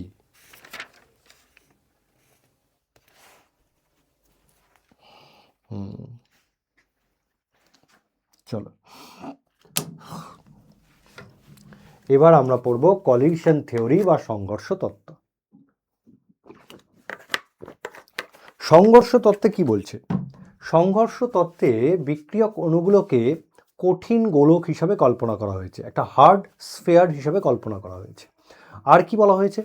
বলেছে যখন বিক্রিয়ক অণুগুলির মধ্যে সংঘর্ষ ঘটে তখনই একটি বিক্রিয়া সম্পূর্ণ হয়। যখনই কোনো বিক্রিয়ক অণুগুলির মধ্যে সংঘর্ষ ঘটে তখনই বিক্রিয়ক অণুগুলি বিক্রিয়াজাত পদার্থে পরিণত হয় এবং বিক্রিয়া সম্পাদিত হয়। বিক্রিয়া সম্পাদিত হয় মানে একটা বিক্রিয়া ঘটার জন্য বিক্রিয়ক অণুগুলির মধ্যে সংঘর্ষ অতি অবশ্য প্রয়োজন। কে বলছে? আমি বলছি না, বলছে আমাদের কালিশান থিওরি। দেখো সেটাই লেখা আছে যে রাসায়নিক বিক্রিয়া ঘটানোর জন্য বিক্রিয়ক পদার্থের অণুগুলির মধ্যে সংঘর্ষে লিপ্ত হওয়া প্রয়োজন। যখনই বিক্রিয়ক অণুগুলির মধ্যে সংঘর্ষ হবে তখনই বিক্রিয়ক অণুগুলি প্রোডাক্টে কি হয়ে যাবে? কনভার্ট হয়ে যাবে। এবার হচ্ছে আসল পয়েন্ট। তার মানে কি সমস্ত সংঘর্ষই বিক্রিয়ক পদার্থ কি বিক্রিয়াজাত পদার্থে কনভার্ট হয়ে যায়? ওকে, সমস্ত সংঘর্ষই একটি সফল বিক্রিয়া ঘটাতে পারে? সমস্ত সংঘর্ষকে একটি সফল বিক্রিয়া ঘটাতে পারে? তার উত্তরে বলছে যে না, সেটা পারে না। মোট সংঘর্ষ সংখ্যার একটি সামান্য ভগ্নাংশ বিক্রিয়া ঘটাতে সমর্থ হয়। মানে তোর যদি 100টা সংঘর্ষ হয় তার মানে তার মধ্যে 5টা কি 6টা সংঘর্ষ একটা সফল বিক্রিয়া ঘটাতে পারে। ওকে, যদি আমার 100টা সংঘর্ষ হয় তার মধ্যে 6টা বা 5টা সংঘর্ষ সফল হবে এবং সেই সফল সংঘর্ষকে আমরা বলবো কার্যকরী সংঘর্ষ, এবং একটা কার্যকারী সংঘর্ষ ঘটলেই বিক্রিয়ক পদার্থ বিক্রিয়াজাত পদার্থে কনভার্ট হবে। খুবই সামান্য মানে সমস্ত সংঘর্ষই বিক্রিয়ক অণুগুলোকে বিক্রিয়াজাত পদার্থে নিয়ে যেতে পারে না। মোট সংঘর্ষ সংখ্যার খুব সামান্য ভগ্নাংশ একটি বিক্রিয়ক অণুগুলোকে বিক্রিয়াজাত পদার্থে নিয়ে যেতে পারে, অর্থাৎ একটা সফল বিক্রিয়া ঘটাতে পারে। এই যে তাহলে সেই সফল সংঘর্ষগুলোকে বলা হয় কি? কার্যকারী সংঘর্ষ। এবং একটি কার্যকারী সংঘর্ষ ঘটানোর জন্য এবার তোর কারণ হচ্ছে, তোর মনে প্রশ্ন আসবে যে কেন স্যার সমস্ত সংঘর্ষ সফলভাবে একটি বিক্রিয়া ঘটাতে সমর্থ হয় না কেন স্যার? তার কারণ এবার আসছে যে কার্যকরী সংঘর্ষ ঘটানোর জন্য, কার্যকারী সংঘর্ষ মানে যে সংঘর্ষের ফলে বিক্রিয়ক পদার্থ বিক্রিয়াজাত পদার্থে কনভার্ট হচ্ছে, অর্থাৎ সফলভাবে বিক্রিয়া ঘটছে। তাহলে একটা সফলভাবে বিক্রিয়া ঘটানোর জন্য বিক্রিয়ক অণুগুলোকে দুরকম বাধার সম্মুখীন হতে হবে। তাহলে একটা সফল বিক্রিয়া ঘটানোর জন্য, একটা কার্যকারী সংঘর্ষ ঘটানোর জন্য বিক্রিয়ক অণুগুলোকে দুটি বাধার সম্মুখীন হতে হয়। একটা হচ্ছে শক্তিজনিত বাধা, এনার্জি ব্যারিয়ার, একটাকে বলা হয় বিন্যাসগত বাধা, ওরিয়েন্টেশন ব্যারিয়ার। তো এবার আমরা শুরু করছি শক্তিজনিত বাধা। ব্যাপারটা কি? প্রত্যেকটা বিক্রিয়া ঘটার জন্য বিক্রিয়ক অণুগুলোকে একটা ন্যূনতম শক্তি অর্জন করতে হবে। যে কোনো বিক্রিয়ার ক্ষেত্রে বিক্রিয়ক অণুগুলোকে সংঘর্ষের মাধ্যমে সেই ন্যূনতম শক্তিটাকে অ্যাচিভ করতে হবে, তবেই কিন্তু বিক্রিয়াটি ঘটবে। যদি সেই ন্যূনতম শক্তিকে অ্যাচিভ করতে না পারে তাহলে কিন্তু বিক্রিয়ক অণুগুলি প্রোডাক্টে কনভার্ট হবে না। আমি আবার বলছি, প্রত্যেকটা রাসায়নিক বিক্রিয়ার ক্ষেত্রে একটা ন্যূনতম শক্তি আছে। তো বিক্রিয়ক অণুগুলোকে কি করতে হবে? বিক্রিয়ক অণুগুলোকে সংঘর্ষের মাধ্যমে সেই ন্যূনতম শক্তিটাকে আগে অ্যাচিভ করতে হবে। যখন বিক্রিয়ক অণুগুলির শক্তি সেই ন্যূনতম শক্তির সমান বা বেশি হয়ে যাবে তখনই বিক্রিয়ক অণুগুলি প্রোডাক্টে কনভার্ট হবে, অর্থাৎ একটা সফল বিক্রিয়া ঘটবে। এবং এই ন্যূনতম শক্তিটাকে বলা হয় সূচনা শক্তি। এবার প্রত্যেকটা রাসায়নিক বিক্রিয়ার ক্ষেত্রে সূচনা শক্তি কি হয়? আলাদা হয়। যেমন আলাদা হয় মানে এ থেকে বি, ধরো এই একটা বিক্রিয়া এ থেকে বি, এর ক্ষেত্রে ধর দেখা গেল সূচনা শক্তি হলো 80 কিলো জুল। আবার দেখা গেল আমি যদি সি থেকে ডিতে যাই তখন দেখা গেল 100 জুল। ওকে, মানে প্রত্যেকটি রাসায়নিক বিক্রিয়ার এই ন্যূনতম শক্তির মান ভিন্ন হয়। মানে রাসায়নিক বিক্রিয়া চেঞ্জ হয়ে গেলে এই ন্যূনতম শক্তি বা সূচনা শক্তি কি হয়ে যায়? আলাদা হয়ে যায়। ওকে, তার মানে একটা বিক্রিয়ক অণুগুলো কি করে? বিক্রিয়ক অণুগুলো সংঘর্ষের মাধ্যমে ওই সূচনা শক্তিটাকে কি করে? অর্জন করে। যদি ওই সূচনা শক্তিকে অর্জন করতে না পারে তাহলে একটা বিক্রিয়া ঘটবে না। যদি ওই সূচনা শক্তিকে অর্জন করতে পারে তবেই একটা বিক্রিয়া সফলভাবে ঘটবে। এটাকেই বলা হয় শক্তিজনিত বাধা। তো আমরা সূচনা শক্তি পড়লাম, সূচনা শক্তি কি জিনিস জানলাম, এবং জানলাম শক্তিজনিত বাধা কি। ওকে, তাহলে দেখো সেটাই লেখানো হয়েছে, কার্যকরী সংঘর্ষ ঘটানোর জন্য বিক্রিয়ক অণুগুলোকে একটি ন্যূনতম শক্তি অর্জন করে একটা বিশেষ শক্তি স্তরে উন্নীত হতে হয়। এই শক্তি স্তরটাকে বলা হয় কি? সূচনা শক্তি বা থ্রেশহোল্ড এনার্জি। এবং যখনই বিক্রিয়ক অণুগুলির শক্তি সূচনা শক্তির সমান হয় বা তার থেকে বেশি হয়, তখনই একটি সফল বিক্রিয়া ঘটে। এটা একটা আমরা ডায়াগ্রাম দিয়ে বুঝতে পারি, একটা ডায়াগ্রাম দিয়ে বুঝতে পারি।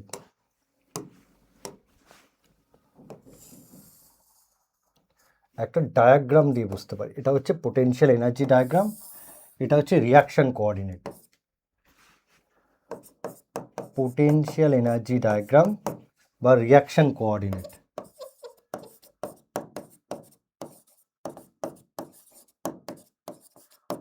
পোটেনশিয়াল এনার্জি ডায়াগ্রাম ও reaction coordinate, potential energy diagram এবং রিয়াকশন কোঅর্ডিনেট। এবার প্রত্যেকটা বিক্রিয়ক অণুগুলির একটা গড় শক্তি আছে, প্রত্যেকটা বিক্রিয়ক অণুগুলির একটা নিজস্ব শক্তি আছে, সেটা হচ্ছে এইটা। প্রত্যেকটা বিক্রিয়ক অণুগুলির একটা নিজস্ব শক্তি আছে, তাকে আমরা বলি গড় শক্তি। তো এর গড় শক্তিটা আমি ধরে নিলাম E1। বিক্রিয়ক অণুগুলির গড় শক্তি কোথা থেকে আসে? দেখবে বিক্রিয়ক অণুগুলি কি আছে, প্রত্যেকটি বিক্রিয়ক অণুগুলির কি আছে? গতিশক্তি আছে, আর গতিশক্তি থেকেই আসে ওদের গড় শক্তি। তাহলে বিক্রিয়ক অণুগুলির গড় শক্তি কি? এটা এইটুকুনি শক্তি, এইটুকুনি শক্তি হচ্ছে একটা বিক্রিয়ক অণুগুলির গড় শক্তি। এইবার আমি বলেছি প্রত্যেকটি বিক্রিয়ার ক্ষেত্রে একটা ন্যূনতম শক্তি আছে যাকে বলে সূচনা শক্তি। তো এটাই হচ্ছে সেই বিশেষ শক্তি স্তর, এই স্তরের শক্তি, এই স্তরের শক্তিটাকে বলা হচ্ছে সূচনা শক্তি, যাকে আমি বলছি ইএক্স। এই ইএক্স হচ্ছে আমার সূচনা শক্তি। তাহলে প্রত্যেকটা বিক্রিয়ার ক্ষেত্রে একটা বিশেষ স্তর আছে, সেই বিশেষ স্তরের শক্তিটাকে হচ্ছে সূচনা শক্তি, এবং এই বিশেষ স্তরটাকে বলা হয় ট্রানজিশন স্টেট। একে বলা হয় ট্রানজিশন স্টেট, একে বলা হয় ট্রানজিশন স্টেট, বা অনেকে বলে অ্যাক্টিভেটেড কমপ্লেক্স বা ইন্টারমিডিয়েট নয়, অ্যাক্টিভেটেড কমপ্লেক্স বা ট্রানজিশন স্টেট, এই স্টেটটাকে হলো। এইবার বিক্রিয়ক অণুগুলো কি করে? নিজেদের মধ্যে সংঘর্ষ ঘটায়। আচ্ছা, আর একটা জিনিস বলে দিই, বিক্রিয়ক অণুগুলির যেমন গড় শক্তি আছে, প্রোডাক্টেরও গড় শক্তি আছে। তো এইটা হচ্ছে আমি ধরে নিই E2, যে এইটুকুনি পার্টটুকু হচ্ছে প্রোডাক্টের গড় শক্তি, এইটুকুনি হচ্ছে প্রোডাক্টের গড় শক্তি, এইটুকুনি হচ্ছে বিক্রিয়ক অণুগুলির গড় শক্তি যেটা ওদের গতিশক্তির জন্য তৈরি হচ্ছে, এইটুকুনি হচ্ছে প্রোডাক্টের গড় শক্তি যেটা ওদের গতিশক্তির জন্য কি হচ্ছে? তৈরি হচ্ছে, ওদের গতিশক্তির জন্য তৈরি হচ্ছে। এই ইএক্স হচ্ছে সেই বিশেষ শক্তি স্তর, এটা প্রত্যেকটা রাসায়নিক বিক্রিয়ার ক্ষেত্রে আছে, যেটাকে আমরা কি বলি? সূচনা শক্তি। মানে এই স্তরের যে শক্তি তাকে আমরা বলি সূচনা শক্তি। এবার বিক্রিয়ক অণুগুলো কি করে? সংঘর্ষ করে। বিক্রিয়ক অণুগুলো যখন নিজেদের মধ্যে সংঘর্ষ করে, তখন বিক্রিয়ক অণুগুলির গড় শক্তি আস্তে আস্তে বৃদ্ধি পায়। সংঘর্ষের ফলে বিক্রিয়ক অণুগুলির গড় শক্তি বৃদ্ধি পায়। এবার যেটা দেখা যায়, তো সংঘর্ষের মাধ্যমে বিক্রিয়ক অণুগুলির গড় শক্তি বৃদ্ধি পেতে পেতে পেতে পেতে যখন সূচনা শক্তির সমান হয় বা তার থেকে বেশি হয়, তখনই ও এই পাহাড়টাকে টপকে প্রোডাক্টের কাছে চলে যায়। ওকে, তাহলে কি বললাম? সংঘর্ষের ফলে বিক্রিয়ক অণুগুলির গড় শক্তি বৃদ্ধি পায়।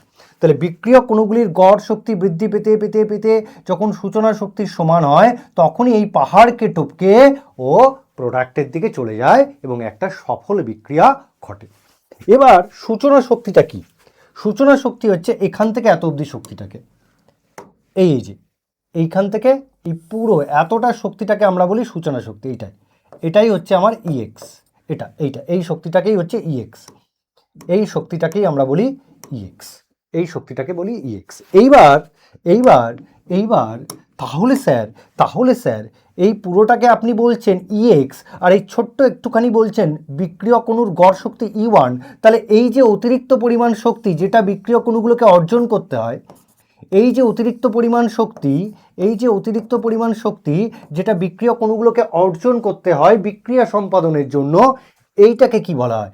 এটাকেই বলা হয় বাবু ইএ, এটাকেই বলা হয় ইএ। আমি এখানে বলছি EA1, একেই বলা হয় ইএ। আচ্ছা, ইএই বলি, একেই বলা হয় ইএ। তাহলে স্যার ইএটাকে কি বলছেন? স্যার ইএটাকে বলছি অ্যাক্টিভেশন এনার্জি বা সক্রিয়করণ শক্তি। ইএটা হচ্ছে প্রোডাক্টের দিকে সক্রিয়করণ শক্তি, ইএটা হচ্ছে বিক্রিয়কের দিকে সক্রিয়করণ শক্তি। তার মানে সংঘর্ষের ফলে বিক্রিয়ক অণুগুলোকে সংঘর্ষের ফলে বিক্রিয়ক অণুগুলোকে তার গড় শক্তির অধিক যে মিনিমাম এনার্জি গ্রহণ করতে হয়, বিক্রিয়ক অণুগুলোকে তার গড় শক্তির অধিক যে মিনিমাম শক্তি ওকে অর্জন করতে হয়, যার ফলে ও সূচনা শক্তির সমান হয় এবং বিক্রিয়া ঘটানোর জন্য সক্রিয় হয়ে ওঠে, সেই মিনিমাম এনার্জিকে সেই মিনিমাম এনার্জিকে আমরা কি বলে থাকি? সক্রিয়করণ শক্তি। তো প্রোডাক্টের দিকে যেমন সক্রিয়করণ শক্তি আছে, রিঅ্যাক্ট্যান্টের দিকে যেমন সক্রিয়করণ শক্তি আছে, প্রোডাক্টের দিকেও আছে। প্রোডাক্টের দিকে কোনটা? এটাকে একটু বাড়িয়ে দিই, তাহলে এই এক্স থেকে এই যে এটা হচ্ছে প্রোডাক্টের দিকে, এটা হচ্ছে প্রোডাক্টের দিকে। তো এটা হচ্ছে প্রোডাক্টের দিকে সক্রিয়করণ শক্তি, যাকে আমি বলছি ইএ ড্যাস্ট। এটা হচ্ছে প্রোডাক্টের দিকে সক্রিয়করণ শক্তি, যাকে আমরা বলছি ইএ ড্যাস্ট। তাহলে ইএটা হচ্ছে বিক্রিয়কের দিকে সক্রিয়করণ শক্তি, ইএ ড্যাস্টটা হচ্ছে প্রোডাক্টের দিকে সক্রিয়করণ শক্তি। তাহলে এই হচ্ছে সক্রিয়করণ শক্তি। তাহলে সক্রিয়করণ শক্তি কি? তাহলে বিক্রিয়ক অণুগুলোকে তাদের গড় শক্তির অধিক যে মিনিমাম এনার্জি গ্রহণ করলে ও সূচনা শক্তির সমান হবে এবং বিক্রিয়া ঘটানোর জন্য সক্রিয় হয়ে উঠবে, সেটাই হচ্ছে ওর সক্রিয়করণ শক্তি। তাহলে স্যার এটাকে যদি একটু বাড়িয়ে দিই স্যার, আর এটাকে যদি একটু বাড়িয়ে দিই স্যার, এই যে ছোট্ট এনার্জি গ্যাপ, যাকে আমি পিঙ্ক কালার দিয়ে লিখছি, পিঙ্ক কালার, ছোট্ট এনার্জি গ্যাপ, এই ছোট্ট এনার্জি গ্যাপটাকে কি বলে স্যার? এই ছোট্ট এনার্জি গ্যাপটাকে বলে ডেল্টা এইচ। এই ছোট্ট এনার্জি গ্যাপকে বলা হয় ডেল্টা এইচ। তাহলে delta H is equal to কি আসছে? E2 minus E1। Delta H, এই যে ডেল্টা এইচ মানে E2 মাইনাস E1। এই ডেল্টা এইচকে কি বলে? এনথালপির পরিবর্তন বা বলে বিক্রিয়াতাপ, বা এনথালপির পরিবর্তন। এই ডেল্টা এইচটাকে বলা হয় বিক্রিয়াতাপ বা এনথালপির পরিবর্তন। হলো? ওকে, ঠিক আছে। তাহলে আমাদের শক্তিজনিত বাধা গেল। এবার আসছে বিন্যাসগত বাধা। কারণ আমি বলেছি একটা সফল বিক্রিয়া ঘটাতে গেলে বিক্রিয়ক অণুকে দু ধরনের বাধার সম্মুখীন হতে হবে, একটা এনার্জি ব্যারিয়ার, একটা ওরিয়েন্টেশন ব্যারিয়ার। তো দেখো লেখাই আছে বিক্রিয়ক অণুগুলিকে সূচনা শক্তির অধিকারী হতে গেলে অণুগুলোকে সঠিকভাবে বিন্যস্ত হয়ে সংঘর্ষ ঘটাতে হবে। মানে ভাবো ধরো এদিক থেকে একটা লরি আসছে, এদিক থেকে একটা লরি আসছে, হলো? এই লরিগুলো যদি এইভাবে ধাক্কা মানে ধাক্কা মেরে এইভাবে সরে গেল না, এটা সঠিকভাবে সংঘর্ষ নয়। সঠিকভাবে সংঘর্ষ মানে এই লরির মাথা আর এই লরির মাথা যখন পুরো মাথায় এসে একদম পারফেক্ট ভেলোসিটিতে এসে যখন হিট করবে, সেটাই হবে তোমার সঠিক বিন্যাস মেনে সংঘর্ষ। তাহলে এই যদি একটা লরি হয় এবং তাদের মধ্যে যদি মুখোমুখি সংঘর্ষ হয় এবং সঠিক ভেলোসিটিতে মেনে এসে সংঘর্ষ হয়, তখন সেই সংঘর্ষটাকে বলা হয় ওরিয়েন্টেশন মেনে সংঘর্ষ। অর্থাৎ যেন তেন প্রকারণে সংঘর্ষ হলে হবে না, আস্তে হলে হবে না, খুব জোরে হলে হবে না, একটা ডেফিনিট ভেলোসিটি মেনটেন করে এসে মুখোমুখি সংঘর্ষ হতে হবে। ধর সংঘর্ষ সাইড ওয়াইজ হলো, সাইডে লেগে এদিকে সরে গেল, না বেটা না, একদম পারফেক্ট ভেলোসিটিতে এসে মাথায় বা মুখোমুখি সংঘর্ষ হতে হবে। সেটাই হচ্ছে প্রপার ওরিয়েন্টেশন মেনে সংঘর্ষ। আর একটা জিনিস দেখ, তোরা যখন SN2 বিক্রিয়া করেছিলিস, SN2 বিক্রিয়াটি একটু মনে করে দেখ, SN2 বিক্রিয়াটি মনে করে দেখ, CH3Br, এটা ডেল্টা মাইনাস, এটা ডেল্টা প্লাস, হলো? এবার মনে করে দেখ নিউক্লিওফাইল ধর ছিল OH মাইনাস, এবং আমরা পড়েছিলাম OH মাইনাস যদি ফ্রন্ট সাইড অ্যাটাক করতে আসে, মানে বিআর এর কাছ থেকে সে অ্যাটাক করতে আসে, ও অ্যাটাক করতে পারবে না। কারণ কি? এই নেগেটিভ চার্জকে কি করতো? বিকর্ষণ করতো। তাই SN2-র ক্ষেত্রে ফ্রন্ট সাইড অ্যাটাক হতো না, SN2-র ক্ষেত্রে অ্যাটাকটা কি হতো? ব্যাক সাইড অ্যাটাক হতো। OH মাইনাস সাবস্ট্রেটের ব্যাক সাইড থেকে এসে অ্যাটাক করতো, এবং এটাকেই বলা হয় প্রপার বিন্যাস মেনে সংঘর্ষ। ওকে, যদি এদিক থেকে এসে সংঘর্ষ করতো তাহলে সেটা প্রপার বিন্যাস মেনে সংঘর্ষ হতো না, কারণ লিভিং গ্রুপের নেগেটিভ চার্জ আর নিউক্লিওফাইলের নেগেটিভ চার্জের মধ্যে কি হতো? একটা বিকর্ষণ হতো। তাহলে প্রপার বিন্যাস মেনে সংঘর্ষ করতে গেলে SN2 বিক্রিয়ার ক্ষেত্রে কি হচ্ছিল? ব্যাক সাইড অ্যাটাক হচ্ছিল। SN2 বিক্রিয়ার ক্ষেত্রে কি হচ্ছিল, ব্যাক সাইড অ্যাটাক হচ্ছিল। তো এটাই হচ্ছে প্রপার বিন্যাস মেনে সংঘর্ষ, মুখোমুখি সংঘর্ষ হতে হবে। যদি প্রপার বিন্যাস মেনে সংঘর্ষ হয় তবেই বিক্রিয়ক অণুগুলির গড় শক্তি সূচনা শক্তির সমান হবে এবং একটি সফল বিক্রিয়া ঘটবে, তো এটাই হচ্ছে তোর কলিশন থিওরি, সূচনা শক্তি কাকে বলে লিখিয়ে দিয়েছি, একবার দেখে নিস।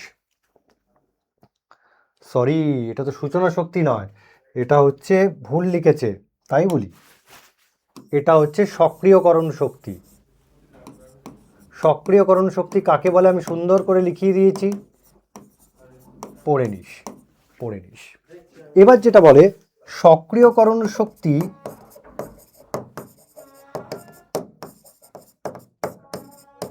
সক্রিয়করণ শক্তি যত কম হবে বিক্রিয়ার হার তত বৃদ্ধি পাবে। সক্রিয়করণ শক্তির মান যত কমে যাবে বিক্রিয়ার হার কি হবে, তত বৃদ্ধি পাবে। স্যার কি করে, সক্রিয়করণ শক্তির মান কমে গেলে বিক্রিয়ার হার কি করে বৃদ্ধি পাচ্ছে, দেখ কি করে বৃদ্ধি পাচ্ছে।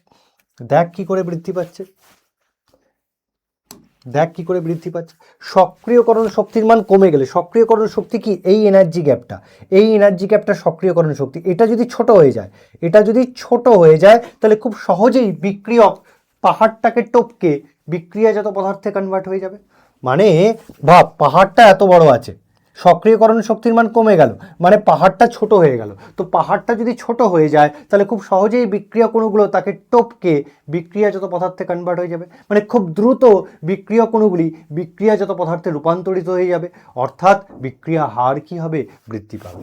এবার চিন্তা কর, পাহাড়টা এটা আছে, এবার পাহাড়টা বেড়ে গেল, সক্রিয়করণ শক্তি বেড়ে গেল মানে পাহাড়টা আরও উঁচু হয়ে গেল। তো পাহাড়টা যদি আরও উঁচু হয়ে যায় তাহলে বিক্রিয়ক অণুগুলোকে ওই পাহাড়টাকে টপকাতে গেলে অনেক বেশি সময় লাগবে, অর্থাৎ বিক্রিয়াটি হতে অনেক বেশি সময় লাগবে, অর্থাৎ বিক্রিয়াটি কী হয়ে যাবে, স্লো রিয়াকশন হয়ে যাবে, অর্থাৎ বিক্রিয়ার হার কি হয়ে যাবে, কমে যাবে। আমি আবার আরেকবার তোদের জন্য বলছি, এই হচ্ছে তোর সক্রিয়করণ শক্তি, পাহাড়। সক্রিয়করণ শক্তি যদি কমে যায় পাহাড়টা ছোট হয়ে গেল মানে খুব দ্রুত বিক্রিয়ক অণুগুলো ওই পাহাড়কে টপকে প্রোডাক্টে কনভার্ট হয়ে যাবে, অর্থাৎ সক্রিয়করণ শক্তি কমে গেলে বিক্রিয়ার হার কি হচ্ছে, বৃদ্ধি পাচ্ছে, অর্থাৎ খুব দ্রুত রিয়াকশন হচ্ছে। কিন্তু এই পাহাড়টা যদি আরও উঁচু হয়ে যায়, মানে সক্রিয়করণ শক্তি যদি বেড়ে যায়, তাহলে বিক্রিয়ক অণুগুলোকে ওই পাহাড়কে টপকে যেতে অনেক বেশি সময় নেবে, অর্থাৎ রিয়াকশন স্লো হয়ে যাবে, অর্থাৎ বিক্রিয়া হার কি হয়ে যাবে, কমে যাবে। ওকে, তাহলে সক্রিয়করণ শক্তির মান কমে গেলে বিক্রিয়াটি দ্রুত শেষ হয়, বিক্রিয়া হার বৃদ্ধি পায়। আর সক্রিয়করণ শক্তির মান যদি বেড়ে যায় তাহলে বিক্রিয়ার হার কমে যায়, অর্থাৎ বিক্রিয়াটি স্লো হয়ে যায়। ওকে, নেক্সট এবার আমরা পড়ব তাপগ্রাহী আর তাপমোচী বিক্রিয়ার ক্ষেত্রে সক্রিয়করণ শক্তির লেখচিত্র, এনার্জি ডায়াগ্রাম। চল, তো প্রথমে আমরা করি তাপগ্রাহী বিক্রিয়া। তাপগ্রাহী বিক্রিয়া মানে এখানে এনথালপির পরিবর্তন ডেল্টা এইচ কি হবে, নেগেটিভ হবে, ডেল্টা এইচ কি হবে, পজিটিভ হবে। আচ্ছা, এখানে কতগুলো জিনিস আমাকে একটু করতে হবে, করাইনি। এই এনার্জি ডায়াগ্রামে কতগুলো জিনিস করতে হবে, কি করতে হবে, তো ভালো করে দেখ। এখানে ইএক্সটা কি আসছে দেখ, E1, ভালো করে দেখ, E1 এই এনার্জি প্লাস এই এনার্জি, তাহলে E1 প্লাস EA মানে EX। ভালো করে দেখ, EX মানে কি, এখান থেকে এত অবধি, E1টা কি, এখান থেকে এত অবধি, EAটা কোনটা, এখান থেকে এত অবধি। তার মানে EA plus E1 is equal to কি আসছে, সূচনা শক্তি, EX। ঠিক একই রকমভাবে যদি এদিকে দেখিস এইটুকুনি কি, E2 plus EA dashed is equal to কি আসছে, EX, এটা প্রোডাক্টের দিকে, E1 plus EA dashed E2 plus EA dash is equal to আসছে ইএক্স, ইজিক্যাল টু আসছে ইএক্স। চলো নেক্সট, এইটুকুনি আমরা শিখে গেলাম, এইটুকুনি আমরা শিখে গেলাম। এবার দেখো তো দুটোর ক্ষেত্রে কি ইএক্স সমান, মানে এখান থেকে আমি লিখতে পারি E one plus E dash is equal to তুমি লিখতে পারো E two plus sorry E one plus E A is equal to তুমি লিখতে পারো E two plus E A dash, E two plus E A dash, এটা তুমি লিখতেই পারো, এটা তুমি লিখতেই পারো। তাহলে এখান থেকে তুমি পাচ্ছ E two minus E one, E two minus E one, E two minus E one is equal to তুমি কি পাচ্ছ E two minus E one is equal to পাচ্ছ E A minus E A dash, তুমি পাচ্ছ E A minus E A dash. তাহলে E two minus ই ওয়ানটাকে কী বলে ডেল্টা এইচ, আমরা এক্ষুনি শিখলাম ই টু মাইনাস ই ওয়ানটাকে কী বলে ডেল্টা এইচ। তাহলে ডেল্টা এইচ ইজিক্যাল টু তুমি পাচ্ছ E A minus E A dash, delta H is equal to তুমি পাচ্ছ E A minus E A dash. চলো চলো এবার তাপগ্রাহী বিক্রিয়ার ক্ষেত্রে আমরা কি পেলাম,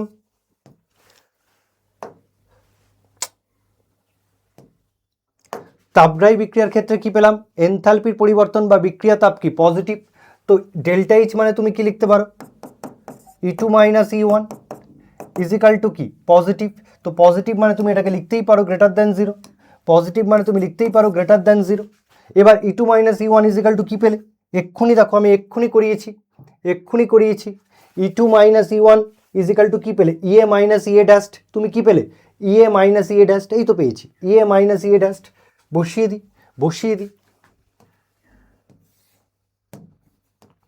তাহলে এখানে আমি বসিয়ে দিচ্ছি ই A minus E A dash greater than zero. তাহলে ই এ greater than E A dash, মানে ইএটা কি বিক্রিয়কের দিকে সক্রিয়করণ শক্তি, ইএটা কি বিক্রিয়কের দিকে সক্রিয়করণ শক্তি, ইএ ড্যাশটা কি প্রোডাক্টের দিকে সক্রিয়করণ শক্তি। কি ভুল হলো গো, দাঁড়া দেখে নি, হ্যাঁ ঠিকই আছে। তাহলে দেখো ইএটা হচ্ছে কি বিক্রিয়কের দিকে সক্রিয়করণ শক্তি, ইএ ড্যাশটা কি প্রোডাক্টের দিকে সক্রিয়করণ শক্তি। তো কার সক্রিয়করণ শক্তি বেশি, বিক্রিয়কের দিকে সক্রিয়করণ শক্তি বেশি আর প্রোডাক্টের দিকে সক্রিয়করণ শক্তি কি কম। এইটাকে ভেবে নিয়ে আমাকে গ্রাফটাকে বানাতে হবে, এটাকে ভেবে নিয়ে আমাকে গ্রাফটা বানাতে হবে। তো চলো গ্রাফটা আঁকি।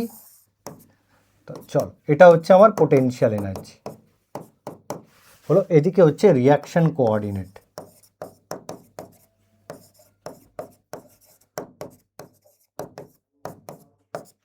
রিয়াকশন কোঅর্ডিনেট হলো। এবার আমি লিখছি বিক্রিয়ক অণুর গড় শক্তি, এই হচ্ছে আমার বিক্রিয়ক অণুর গড় শক্তি হলো, এই হচ্ছে আমার বিক্রিয়ক অণুর গড় শক্তি হলো। আর এইখানটায় লিখছি প্রোডাক্টের গড় শক্তি, এই জায়গাটায় লিখছি প্রোডাক্টের গড় শক্তি হলো। এই জায়গাটা দিচ্ছি সূচনা শক্তি ইএক্স, এই জায়গাটা দিচ্ছি সূচনা শক্তি। এবার কি হবে, এইভাবে গ্রাফটা আসবে, এই এই এই এই এটাই হচ্ছে গ্রাফ। এবং ভালো করে দেখো প্রোডাক্টের দিকে সক্রিয়করণ শক্তির মান কি বেশি, দেখো এইটা হচ্ছে আমার প্রোডাক্টের দিকে সক্রিয়করণ শক্তি ইএ, আর এটা হচ্ছে আমার বিক্রিয়কের দিকে সক্রিয়করণ শক্তি, আর এইটুকুনি হচ্ছে আমার প্রোডাক্টের দিকে সক্রিয়করণ শক্তি। তাহলে দেখো বিক্রিয়কের দিকে সক্রিয়করণ শক্তির মান কি বেশি, বিক্রিয়াজাত পদার্থের দিকে সক্রিয়করণ শক্তির মান কি কম। তাহলে গ্রাফটাকে আমাকে এমনভাবে আঁকতে হবে যে বিক্রিয়কের দিকে সক্রিয়করণ শক্তি বেশি হবে, বিক্রিয়াজাত পদার্থের দিকে সক্রিয়করণ শক্তি কি হবে কম হবে। কোন গ্রাফটা আঁকবো, যখন তাপগ্রাহী বিক্রিয়ার ক্ষেত্রে গ্রাফটা আঁকবো। এবার তাপমোচী বিক্রিয়ার ক্ষেত্রে গ্রাফ কি হবে, তাপমোচী বিক্রিয়া,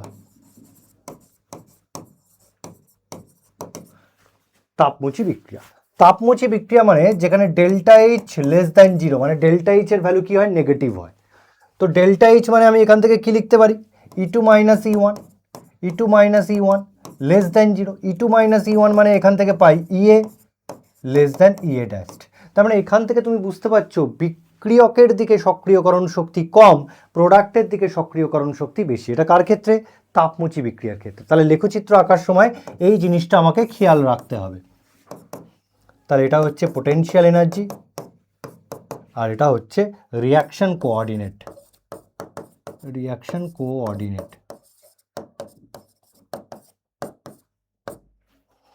আচ্ছা, তাহলে এটা উপরে থাকবে, এটা নিচের দিকে থাকবে, এটা এই দিকে থাকবে। এই হলো। এবার ভালো করে দেখো, বিক্রিয়কের দিকে সক্রিয়করণ শক্তি কি? ইএ। আর প্রোডাক্টের দিকে সক্রিয়করণ শক্তি কি? ইএ ড্যাস্ট। এটা হচ্ছে ইএক্স সূচনা শক্তি, এটাও ইএক্স সূচনা শক্তি। ভালো করে দেখো, ভালো করে দেখো, ইএ ড্যাস্টের ভ্যালু কি? বেশি, ই এর ভ্যালু কি? কম। তো সেটাই তো এসছে, ইএ ড্যাস্টের ভ্যালু বেশি, ই এর ভ্যালু কি? কম। তো তোমাকে গ্রাফ আঁকতে দিলে তোমাকে এইভাবে গ্রাফ আঁকতে হবে। ঠিক আছে, নেক্সট এবার আমরা পড়ব বিক্রিয়া হারের ওপর অনুঘটকের প্রভাব, যেটা ভিভিআই। যেটা ভিভিআই ভিভিআই ভিভিআই ভিভিআই। তো দেখো, অনুঘটক কাকে বলে? অনুঘটক হচ্ছে এমন একটা সাবস্ট্যান্স যেটা বিক্রিয়ায় উপস্থিত থেকে বিক্রিয়ার গতি ত্বরান্বিত করে, কিন্তু বিক্রিয়ার শেষে ওর কেমিক্যাল কম্পোজিশন এবং মাসের কোনো পরিবর্তন হয় না। ওর কেমিক্যাল কম্পোজিশন এবং মাসের কোনো পরিবর্তন হয় না। এটাই হচ্ছে অনুঘটক। তাহলে অনুঘটক শুধুমাত্র কি করে? অনুঘটক শুধুমাত্র বিক্রিয়া হারটাকে বৃদ্ধি করে, অর্থাৎ বিক্রিয়ার গতিটাকে ত্বরান্বিত করে। বিক্রিয়ার গতিটাকে ত্বরান্বিত করে। কিভাবে করে? কিভাবে করে? কিভাবে করে চলো দেখি। আমরা কিছুক্ষণ আগেই পড়লাম সক্রিয়করণ শক্তির মান যত ছোট হয় বিক্রিয়ক অণুগুলোকে তত কম পাহাড় টপকাতে হয়। বিক্রিয়ক অণুগুলোকে ছোট পাহাড় টপকাতে হয়। তো ছোট পাহাড় যদি টপকাতে হয় তাহলে বিক্রিয়ার হার কি হয়? বেশি হয়। আমরা তো এক্ষুনি পড়লাম সক্রিয়করণ শক্তির মান কমে গেলে বিক্রিয়ার হার কি হয়? বৃদ্ধি পায়। তো সেই জিনিসটাই লাগবে। তো এইটাই হচ্ছে আমার বিক্রিয়ক অণুর গড় শক্তি, এটা হচ্ছে আমার প্রোডাক্টের গড় শক্তি হলো। এইটা হচ্ছে আমার সূচনা শক্তি। সূচনা শক্তি। তো ফার্স্টে দেখা যাক, এই যেটা আঁকলাম এটা হচ্ছে আমার ইএ। এটা হচ্ছে আমার ইএ মানে সক্রিয়করণ শক্তি। এটা হচ্ছে সক্রিয়করণ শক্তি। এই যে গ্রাফটা যখন আঁকলাম তখন হচ্ছে উইদাউট ক্যাটালিস্ট, মানে আমি ক্যাটালিস্ট ইউজ করিনি। Without catalyst. এই যে গ্রাফটা আঁকলাম সেটা উইদাউট ক্যাটালিস্ট, মানে আমি এখনো অনুঘটক ইউজ করিনি। যেই আমি একটা বিক্রিয়ায় অনুঘটক দিয়ে দেবো সঙ্গে সঙ্গে এই যে সক্রিয়করণ শক্তি তার মান কমে যাবে। সক্রিয়করণ শক্তির মান কমে যাবে। তো ভালো করে দেখ, এটা ছিল উইদাউট ক্যাটালিস্ট, সক্রিয়করণ শক্তির মান কমে গেল, মানে এটাকে আমি সাদা কালি দিয়ে দেখাই। সক্রিয়করণ শক্তির মান কমে গেল। যেই সক্রিয়করণ শক্তির মান কমে গেল মানে বিক্রিয়ক অণুগুলোকে ছোট পাহাড় টপকাতে হচ্ছে, বিক্রিয়ক অণুকে ছোট পাহাড় টপকাতে হচ্ছে এবং বিক্রিয়ার হার কি হয়ে যাচ্ছে? বৃদ্ধি পেয়ে যাচ্ছে। এটাই হচ্ছে উইথ ক্যাটালিস্ট। তার মানে যখনই এইটা হচ্ছে ওর সক্রিয়করণ শক্তি ইএ ড্যাস্ট এবং এটাই হচ্ছে সক্রিয়করণ শক্তি ইএ ড্যাস্ট। এটাই হচ্ছে সক্রিয়করণ শক্তি ইএ ড্যাস্ট। তার মানে যখনই আমি কোনো একটা বিক্রিয়ায় ক্যাটালিস্ট যোগ করব সঙ্গে সঙ্গে ক্যাটালিস্ট সক্রিয়করণ শক্তির মানটাকে কমিয়ে দিয়ে একটা বিকল্প পথ বিক্রিয়াকে উপহার করে। একটা বিকল্প পথ বিক্রিয়াকে উপহার করে এবং সেই বিকল্প পথের সক্রিয়করণ শক্তির মান কি? কম। সক্রিয়করণ শক্তির মান কমে গেলে বিক্রিয়ার হার বৃদ্ধি পায়, অর্থাৎ বিক্রিয়াটি দ্রুত সম্পন্ন হয়। এইটুকুনি হচ্ছে ক্যাটালিস্টের কাজ। দেখো সেটাই লেখা আছে, অনুঘটকের উপস্থিতিতে কোনো রাসায়নিক বিক্রিয়া যে পথে সংঘটিত হয় অনুঘটকের উপস্থিতিতে ওই পথ অপেক্ষা নিম্নতর শক্তি সম্পন্ন একটি বিকল্প পথে বিক্রিয়াটি সংঘটিত হয়। অর্থাৎ যখন ক্যাটালিস্ট ইউজ করিনি তখন যে পথে ঘটছিল, যখন ক্যাটালিস্ট ইউজ করব সেই পথের থেকে কম সক্রিয়করণ শক্তি সম্পন্ন একটা বিকল্প পথ ক্যাটালিস্ট আমাদেরকে উপহার দেয়, আর বিক্রিয়া খুব সানন্দ চিত্তে ওই বিকল্প পথকে গ্রহণ করে এবং বিক্রিয়াটি দ্রুত শেষ হয়, বিক্রিয়ার গতি ত্বরান্বিত হয়। ওকে, এইবার আমি আসছি একটা জায়গায়, সেটা কি? এটাকে একটু বাড়িয়ে দিই। এইটুকুনিকে কি বলে, আমরা তো এক্ষুনি পড়লাম, এটাকে বলা হয় ডেল্টা এইচ। এটা যদি আমার E2 হয়, এটা যদি আমার E1 হয়, তাহলে এই E2 মাইনাস E1টা হচ্ছে ডেল্টা এইচ, E2 মাইনাস E1টা হচ্ছে ডেল্টা এইচ। এবং তুমি যদি ভালো করে খেয়াল করো, যখন উইদাউট ক্যাটালিস্ট ছিল তখন ডেল্টা এইচ যা ছিল, যখন উইথ ক্যাটালিস্ট করেছো তখনও ডেল্টা এইচের মান সেম থাকবে। ভালো করে ভেবে দেখো, যখন তুমি উইদাউট ক্যাটালিস্ট ছিলে তখন ডেল্টা এইচের মান যা ছিল, যখন তুমি উইথ ক্যাটালিস্টে আসলে তখনও ডেল্টা এইচের মান কি থাকলো, সেম থাকলো। তার মানে অনুঘটক ডেল্টা এইচের মানকে পরিবর্তন করতে পারে না। তাহলে এটাও লিখে দিতে হবে, খুব ইম্পর্টেন্ট, অনুঘটকের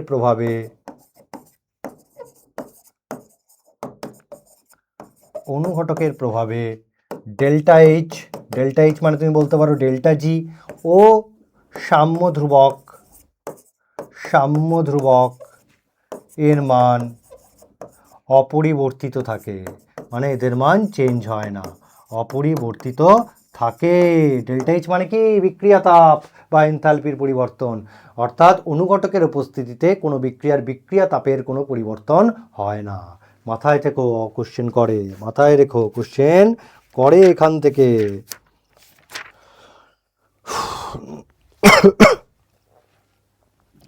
চলো এবার আমরা সবচেয়ে ভাইটাল পয়েন্টে চলে যাচ্ছি, সেটা হচ্ছে বিক্রিয়া হারের ওপর উষ্ণতার প্রভাব। বিক্রিয়া হারের ওপর উষ্ণতার প্রভাব। তো যেটা দেখা যায়, প্রতি 10 ডিগ্রি সেন্টিগ্রেড উষ্ণতার পরিবর্তন করলে, প্রতি 10 ডিগ্রি সেন্টিগ্রেড উষ্ণতার পরিবর্তন করলে, উষ্ণতার চেঞ্জ করলে বা পরিবর্তন করলে, ওকে, প্রতি 10 ডিগ্রি সেন্টিগ্রেড উষ্ণতার পরিবর্তন করলে বিক্রিয়ার হার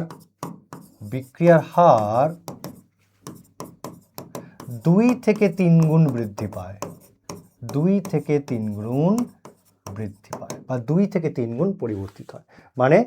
মানে উষ্ণতা বৃদ্ধি করলে বিক্রিয়ার হার বৃদ্ধি পায়। এবং যেটা দেখা যায়, তুমি যদি 10 ডিগ্রি সেন্টিগ্রেড উষ্ণতা বৃদ্ধি করো, তাহলে দেখা যায় বিক্রিয়ার হার 2 থেকে 3 গুণ বৃদ্ধি পায়, বিক্রিয়ার হার 2 থেকে 3 গুণ বৃদ্ধি পায়। ওকে, ধরো আমি ধরছি টি ডিগ্রি সেন্টিগ্রেড, এই উষ্ণতায় একটা বিক্রিয়ার হার ধ্রুবক কেটি, হার ধ্রুবক হচ্ছে কেটি।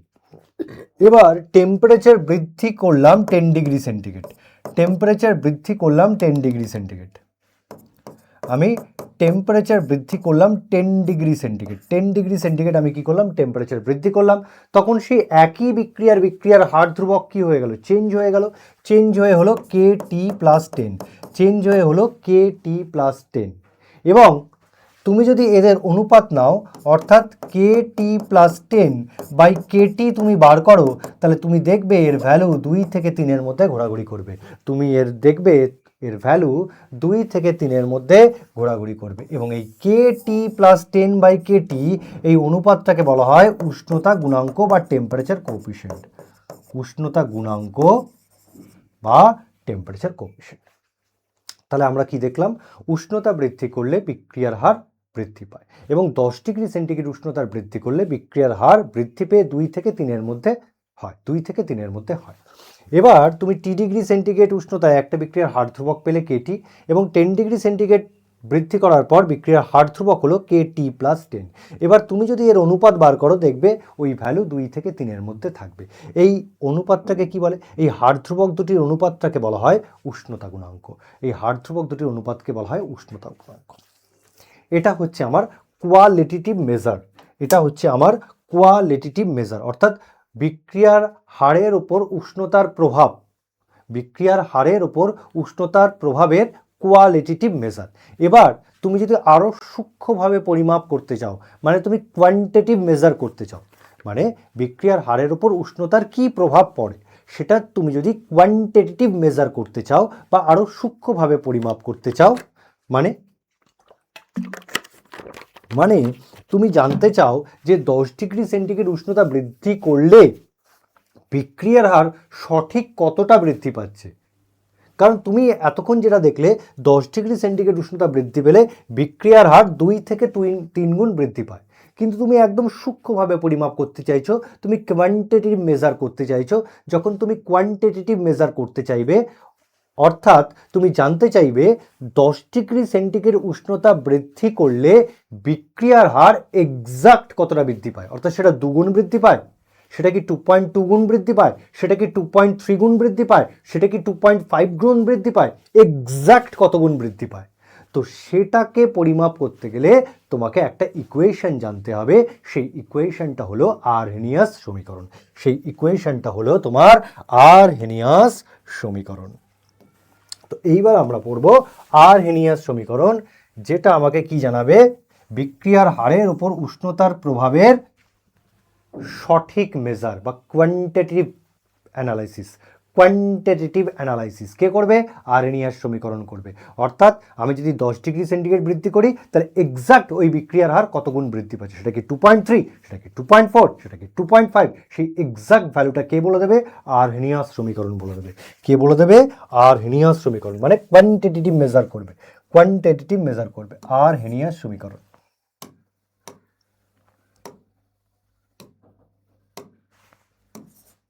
আরহেনিয়াস সমীকরণ খুব ইম্পর্টেন্ট।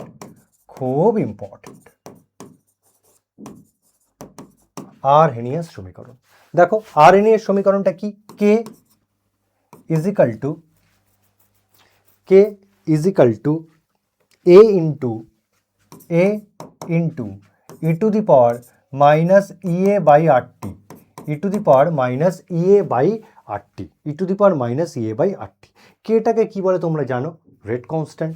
স্যার এটাকে কি বলে, এটা হচ্ছে আরহেনিয়াস ধ্রুবক, বাংলায় যাকে বলে কম্পাঙ্ক গুণাঙ্ক, ফ্রিকোয়েন্সি ফ্যাক্টর, কম্পাঙ্ক গুণাঙ্ক।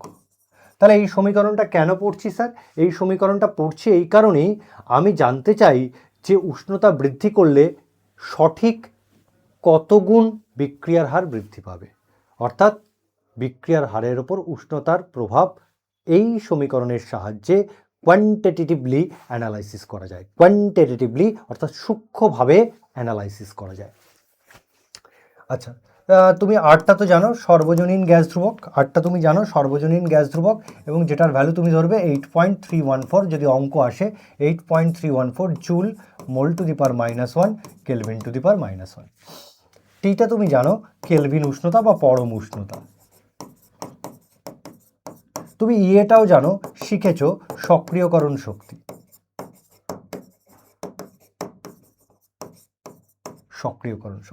তার মানে স্যার এই E to the power minus EA by RT কে কি বলে, এটা কি নির্দেশ করছে, E to the power minus ইএ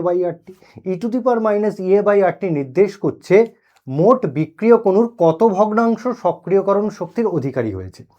মোট বিক্রিয়ক অণুর, আমি লিখে দিচ্ছি, মোট বিক্রিয়ক অণুর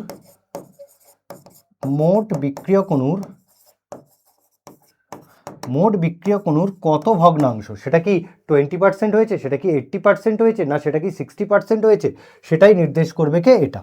মোট বিক্রিয়ক অণুর কত ভগ্নাংশ সক্রিয়করণ শক্তির অধিকারী হয়, সেটা নির্দেশ করবে এটা, E to the power minus EA by RT অধিকারী হয়, এটাই হচ্ছে E to the power minus EA by RT.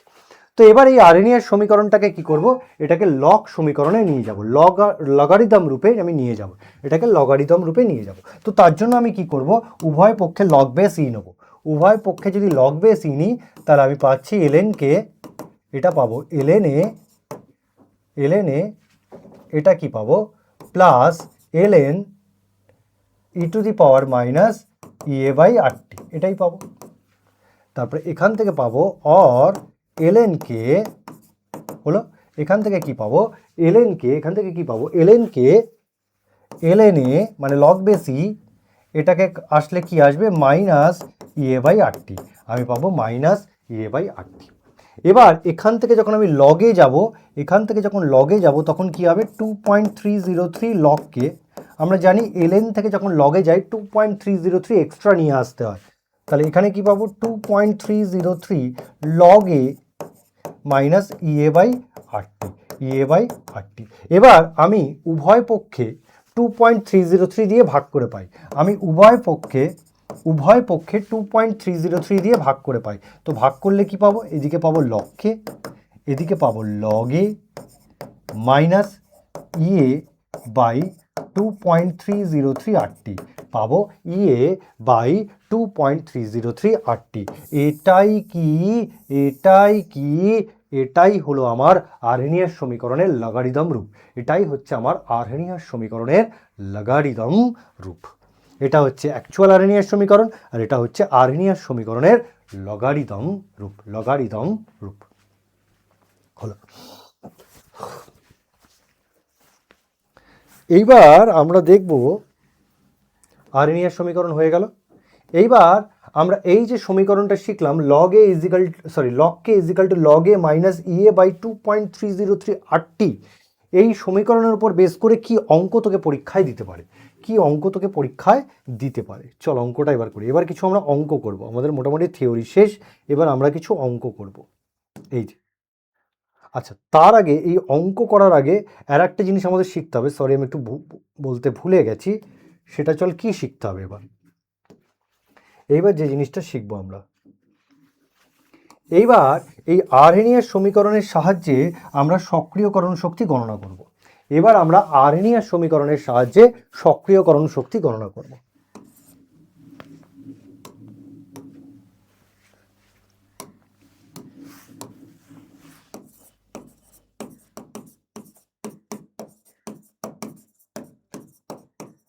Arrhenius সমীকরণের সাহায্যে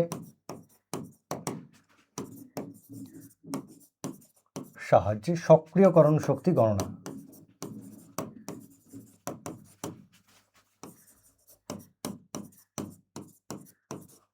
আরহেনিয়াস সমীকরণের সাহায্যে সক্রিয়করণ শক্তি গণনা। আরহেনিয়াস সমীকরণের সাহায্যে সক্রিয়করণ শক্তি গণনা। চল ফার্স্টে আমরা কি করে গণনা করছি। তো আমরা কি করছি, এটা গণনা করার জন্য আমরা কি করছি, লগ কে ভার্সেস, আমরা এখানে কি করছি, এটাকে গণনা করার জন্য লগ কে ভার্সেস 1/t লেখচিত্র আঁকছি। অর্থাৎ এই লেখচিত্রের সাহায্যে আরহেনিয়াস সমীকরণকে ব্যবহার করে আমরা সক্রিয়করণ শক্তির মান গণনা করব। লগ কে ভার্সেস 1/t, আচ্ছা চল, তো এখানে এই লেখচিত্রটা আঁকার আগে আমি আমাদের আরহেনিয়াস সমীকরণের লগারিদম রূপটা একবার লিখে দিই তোমাকে। Log K is equal to log A minus EA by 2.303 RT. এবার এটাকে একটুখানি সাজিয়ে লিখলে কি আসে, log K minus EA by 2.303 R into 1/t plus log A. এটাকে সাজিয়ে লিখলে এরকম দাঁড়ায়, মানে এটাকে সামনের দিকে আনলাম, লগ এটাকে পিছনের দিকে ঠেলে দিলাম। এবার আমি এই লেখচিত্রটা আঁকছি। তাহলে এখানে ওয়াই অ্যাক্সিস বরাবর কাকে স্থাপন করব, লগ কে কে। যে সামনে থাকবে সে ওয়াই অ্যাক্সিস বরাবর, যে পরে থাকবে সে এক্স অ্যাক্সিস বরাবর। হলো, আমি আঁকলাম। এবার আমি কি করছি, এই যে সমীকরণটা করেছি সেটাকে y is equal to mx plus C এর সঙ্গে তুলনা করছি। তুলনা করলে তুমি দেখতে পাবে y অক্ষ বরাবর কে আসবে, y ইজিক্যাল টু কি আসবে, লগ কে। হ্যাঁ, y অক্ষ বরাবর লগ কে আছে। তুমি দেখবে x ইজিক্যাল টু আসছে 1/t। হ্যাঁ স্যার, x অক্ষ বরাবর তো 1/t আসছে, তার মানে তোমার নতি m কি হবে, তোমার নতি m কি হবে, মাইনাস ইএ বাই 2.303 আর এটাই হবে তোমার নতি। মানে নতি হচ্ছে ঋণাত্মক, আর ঋণাত্মক নতি বিশিষ্ট সরলরেখার সমীকরণ কেমন হয়, ঋণাত্মক নতি বিশিষ্ট সরলরেখার সমীকরণ নিচের দিকে মুখ হয়। এবার তোমাকে পরীক্ষায় যদি এই নতির মান বলে দেয়, তো সেখান থেকে তুমি ইএ এর মান অর্থাৎ সক্রিয়করণ শক্তির মান তুমি গণনা করতে পারো, কারণ তুমি আর এর মান জানো 8.314। ওকে, তাহলে আরহেনিয়াস সমীকরণের সাহায্যে সক্রিয়করণ শক্তির গণনার একটা উপায় দেখলাম। এবার নেক্সট উপায় দেখব। একটা এ পদ্ধতি দেখলাম, এবার আমরা বি পদ্ধতি দেখব। হলো, এবার আমি কিভাবে করব, আমি করছি, ধরি এটা হচ্ছে বি পদ্ধতি সক্রিয়করণ শক্তি গণনা। ধরি T1 ও T2 উষ্ণতায় T1 ও T2 কেলভিন উষ্ণতায়, যেখানে T2 গ্রেটার দ্যান T1, যেখানে T2 গ্রেটার দ্যান T1 উষ্ণতায় বিক্রিয়ার হার ধ্রুবক দুটি হলো, বিক্রিয়া হার ধ্রুবক দুটি হলো, বিক্রিয়া হার ধ্রুবক দুটি হলো K1 ও K2। তাহলে T1 উষ্ণতায় বিক্রিয়ার হার ধ্রুবক K1, T2 উষ্ণতায় বিক্রিয়ার হার ধ্রুবক হচ্ছে K2, বার করে নিলাম। এবার আরএনএ এর সমীকরণের লগারিদম রূপটা ইউজ করব। আরএনএ এর সমীকরণ কি ছিল? K is equal to A into E to the power minus EA by RT।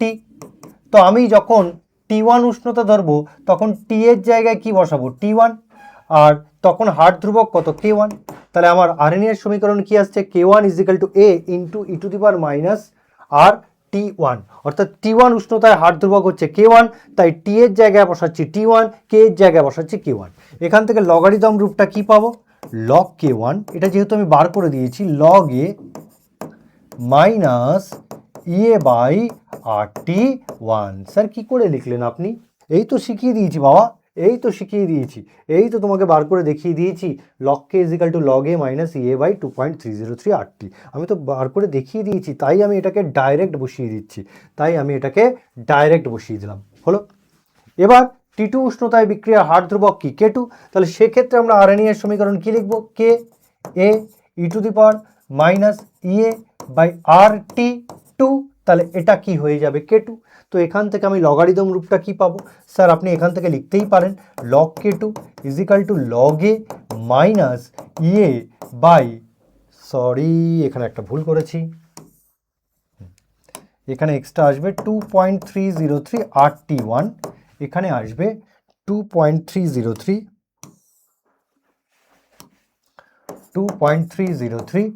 RT2 এবার আসবে। এবার আমি কি করব? এবার আমি কি করব স্যার?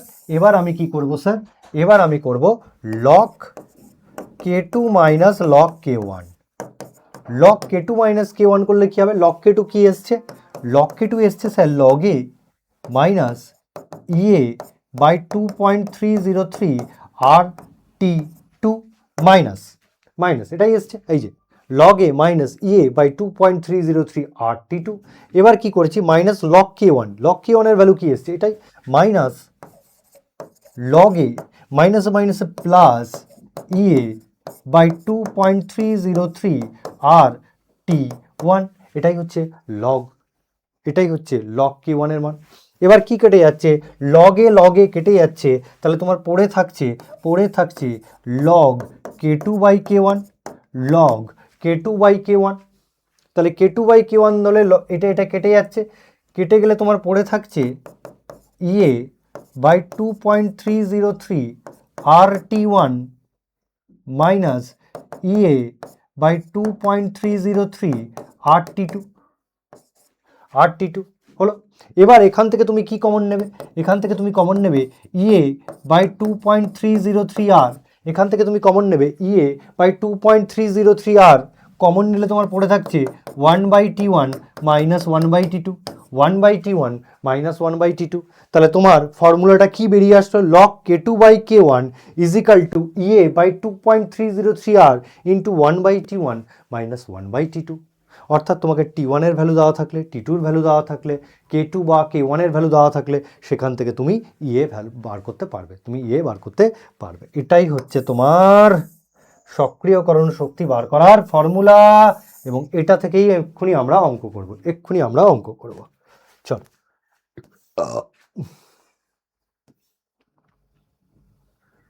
এই যে দেখো বলেছে উষ্ণতা, এখানে একটু ভুল করেছে, উষ্ণতা 293 কেলভিন থেকে 313 কেলভিনে বৃদ্ধি করলে একটি বিক্রিয়ার বিক্রিয়া হার 4 গুণ বৃদ্ধি পায়। তাহলে বিক্রিয়াটির সক্রিয়করণ শক্তি গণনা করো। তাহলে তোমার ফর্মুলাটা কি? এক্ষুনি যেটা শেখালাম সেটা ইউজ করবে। log K2 by K1 is equal to Ea by 2.303 R 1/T1 minus 1/T2। T2, এটাই তুমি ইউজ করবে। তোমাকে বিক্রিয়ার হার কি বলেছে, 4 গুণ হয়, মানে তুমি যদি 293 থেকে 313-তে যাও তাহলে তোমার বিক্রিয়া হার 4 গুণ বৃদ্ধি পায়, মানে তোমার বিক্রিয়ার হার ধ্রুবকও 4 গুণ বৃদ্ধি পায়। তাহলে বিক্রিয়ার হার 4 গুণ বৃদ্ধি পাওয়া মানেই বিক্রিয়ার হার ধ্রুবকও 4 গুণ বৃদ্ধি পাওয়া, অর্থাৎ K2 = 4K1। তো সেটাই বসাবো, লগ K2-র জায়গায় কি বসাবো, 4K1/K1 = EA বাই 2.303 আর এর ভ্যালু আমি কত বসাবো, 8.314, আমরা জানি 1/T1, প্রাথমিক উষ্ণতা কত ছিল, 293 কেলভিন, তাহলে 293 মাইনাস অন্তিম উষ্ণতা কত, 313 কেলভিন, 313 হলো। জাস্ট সমীকরণে বসিয়ে দিয়েছি। এবার তোমার কাজ কি, ইএ ভ্যালু বার করা। K1 কেটে গেলে কি আসছে, log 4 মানে 2 log 2, log 4 মানে 2 log 2, 2 log 2 মানে 2 × 0.301, 2 log 2 মানে 0.301,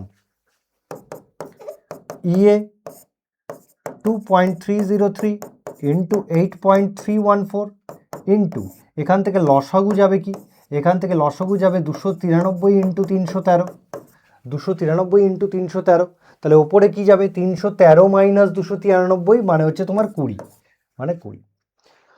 ওকে, তো এখান থেকে তুমি কি ভ্যালু বার করবে, ইএ ভ্যালু বার করবে। এটা তোমাদের উপর ছেড়ে যাচ্ছি, আমি আশা রাখছি তোমরা এইটুকুনি ক্যালকুলেশন করতে পারবে এবং ইএ ভ্যালু বার করে দেখাবে, এবং তোমরা চেষ্টা করো ইএ ভ্যালুটাকে কিলোজুল এককে বার করতে। তোমরা কমেন্ট করবে, আমি বলে দেবো তোমাদের উত্তর ঠিক এসছে না ভুল এসছে। তোমরা কমেন্ট করবে, আমি তোমাদের বলে দেবো তোমাদের উত্তর ঠিক এসছে না ভুল এসছে।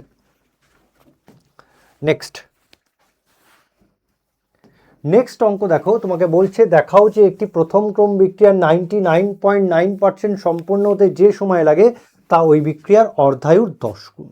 আমাকে বলেছে প্রথম ক্রম বিক্রিয়া।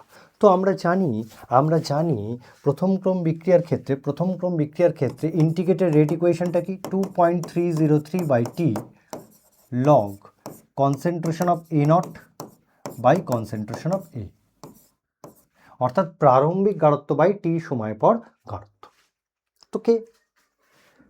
তো কে এখানটায় আমি ধরছি T, তাহলে T = কত আসছে, 2.303/K, অর্থাৎ আমাকে এখানে সময় বার করতে হবে, কোন সময় বার করব, 99.9% শেষ হতে কত সময় লাগছে, 99.9% শেষ হতে কত সময় লাগছে, লগ, যেহেতু এখানে পার্সেন্টেজ বলে দিয়েছে তার মানে আমি প্রারম্ভিক গাঢ়ত্ব 100 ধরে নিয়ে এগোবো। তাহলে প্রারম্ভিক গাঢ়ত্ব 100, 99.9% শেষ হয়ে গেছে, তাহলে বিক্রিয়কের গাঢ়ত্ব কতটুকুনি অবশিষ্ট আছে, কি করে বার করব, অবশিষ্ট গাঢ়ত্ব 100 মাইনাস 99.9 হয়ে গেল, খুব সোজা এইভাবে। এবার আমাকে সময় বার করতে হবে, কত সময় লাগছে, 2.303/K, এখানে লগ আসছে 0.1, এটাকে বিয়োগ করলে 0.1 মানে আমার আসছে লগ 1000, লগ 1000 মানে 10 কিউব, তার মানে তুমি এখান থেকে লিখতে পারো 3 × 2.303/K লগ 10, লগ 10 এর ভ্যালু কত, 1, তাই আমি আর লিখছি না, লগ 10 এর ভ্যালু হচ্ছে 1। তাহলে আমার 99.9% সম্পূর্ণ হতে কত সময় লাগছে, T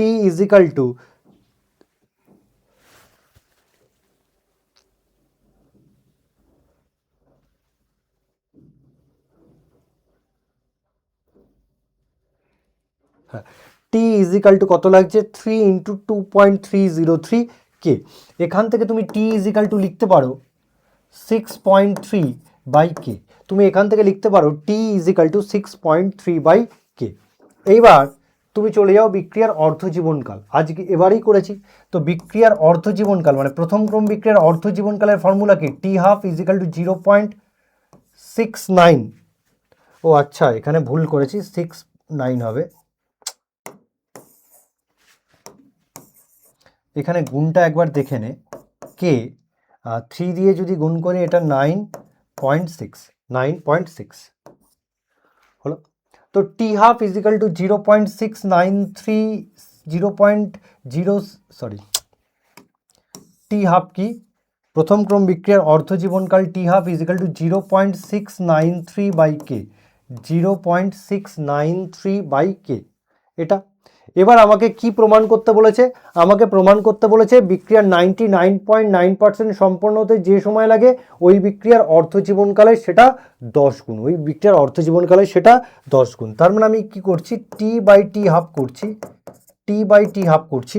তো টি আমার বেরিয়েছে 6.9 কে, আর আমার অর্ধ জীবনকাল হচ্ছে 0.69 বাই কে, 0.69 বাই কে। তো কাটাকাটি করলে তুই দেখতেই পাচ্ছিস সেটা 10 আসছে, কাটাকাটি করলে এটা দেখতেই পাচ্ছিস তো 10 আসছে। তার মানে টি is equal two 10 into T half, মানে একটা প্রথম ক্রম বিক্রিয়ার 99% সম্পূর্ণ হতে যে সময় লাগে সেটা তার অর্ধায়ুর 10 গুণ, সেটা তার অর্ধায়ুর 10 গুণ। Proved, proved. ওকে, তো ক্লাসটাকে এখানেই শেষ করি। আর দুটো অঙ্ক তোদের আমি দিয়ে যাচ্ছি, এটা একটা হোমওয়ার্ক দিয়ে যাচ্ছি। এটা কিভাবে করব স্যার, আমি ফর্মুলাটা বলে দিচ্ছি। ফর্মুলাটা হচ্ছে আরএনই এর সমীকরণ লাগবে K is equal to A into E to the power minus EA by R T. এই ফর্মুলায় ফেললে এই অঙ্ক হয়ে যাবে। অর্থাৎ এই ফর্মুলার সাহায্যে এই যে সমীকরণটা দেওয়া আছে সেটাকে তুলনা করবি, তুলনা করলেই তুই ইএ পেয়ে যাবি। নেক্সট, এটাকে তাহলে আমি হোমওয়ার্ক দিয়ে যাই। নেক্সট হচ্ছে এটা একটি প্রথম ক্রম বিক্রিয়ার হার ধ্রুবকের মান বলে দিয়েছে, বিক্রিয়কের গাঢ়ত্ব তার প্রারম্ভিক গাঢ়ত্বের 1/16 অংশ হতে কত সময় লাগে। হার ধ্রুবক বলে দিয়েছে 1/16 অংশ হতে কত সময় লাগে। প্রথম ক্রম বিক্রিয়া আমি নয় একটু ধরিয়ে দিচ্ছি, তোরা বাড়িতে করিস।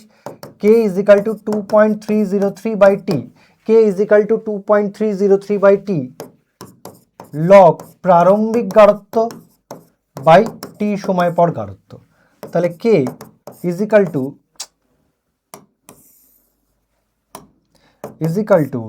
2.303, এখানটা একটা কাজ করি, টিটাকে উপরে নিয়ে যাই, টি ইজিক্যাল টু কে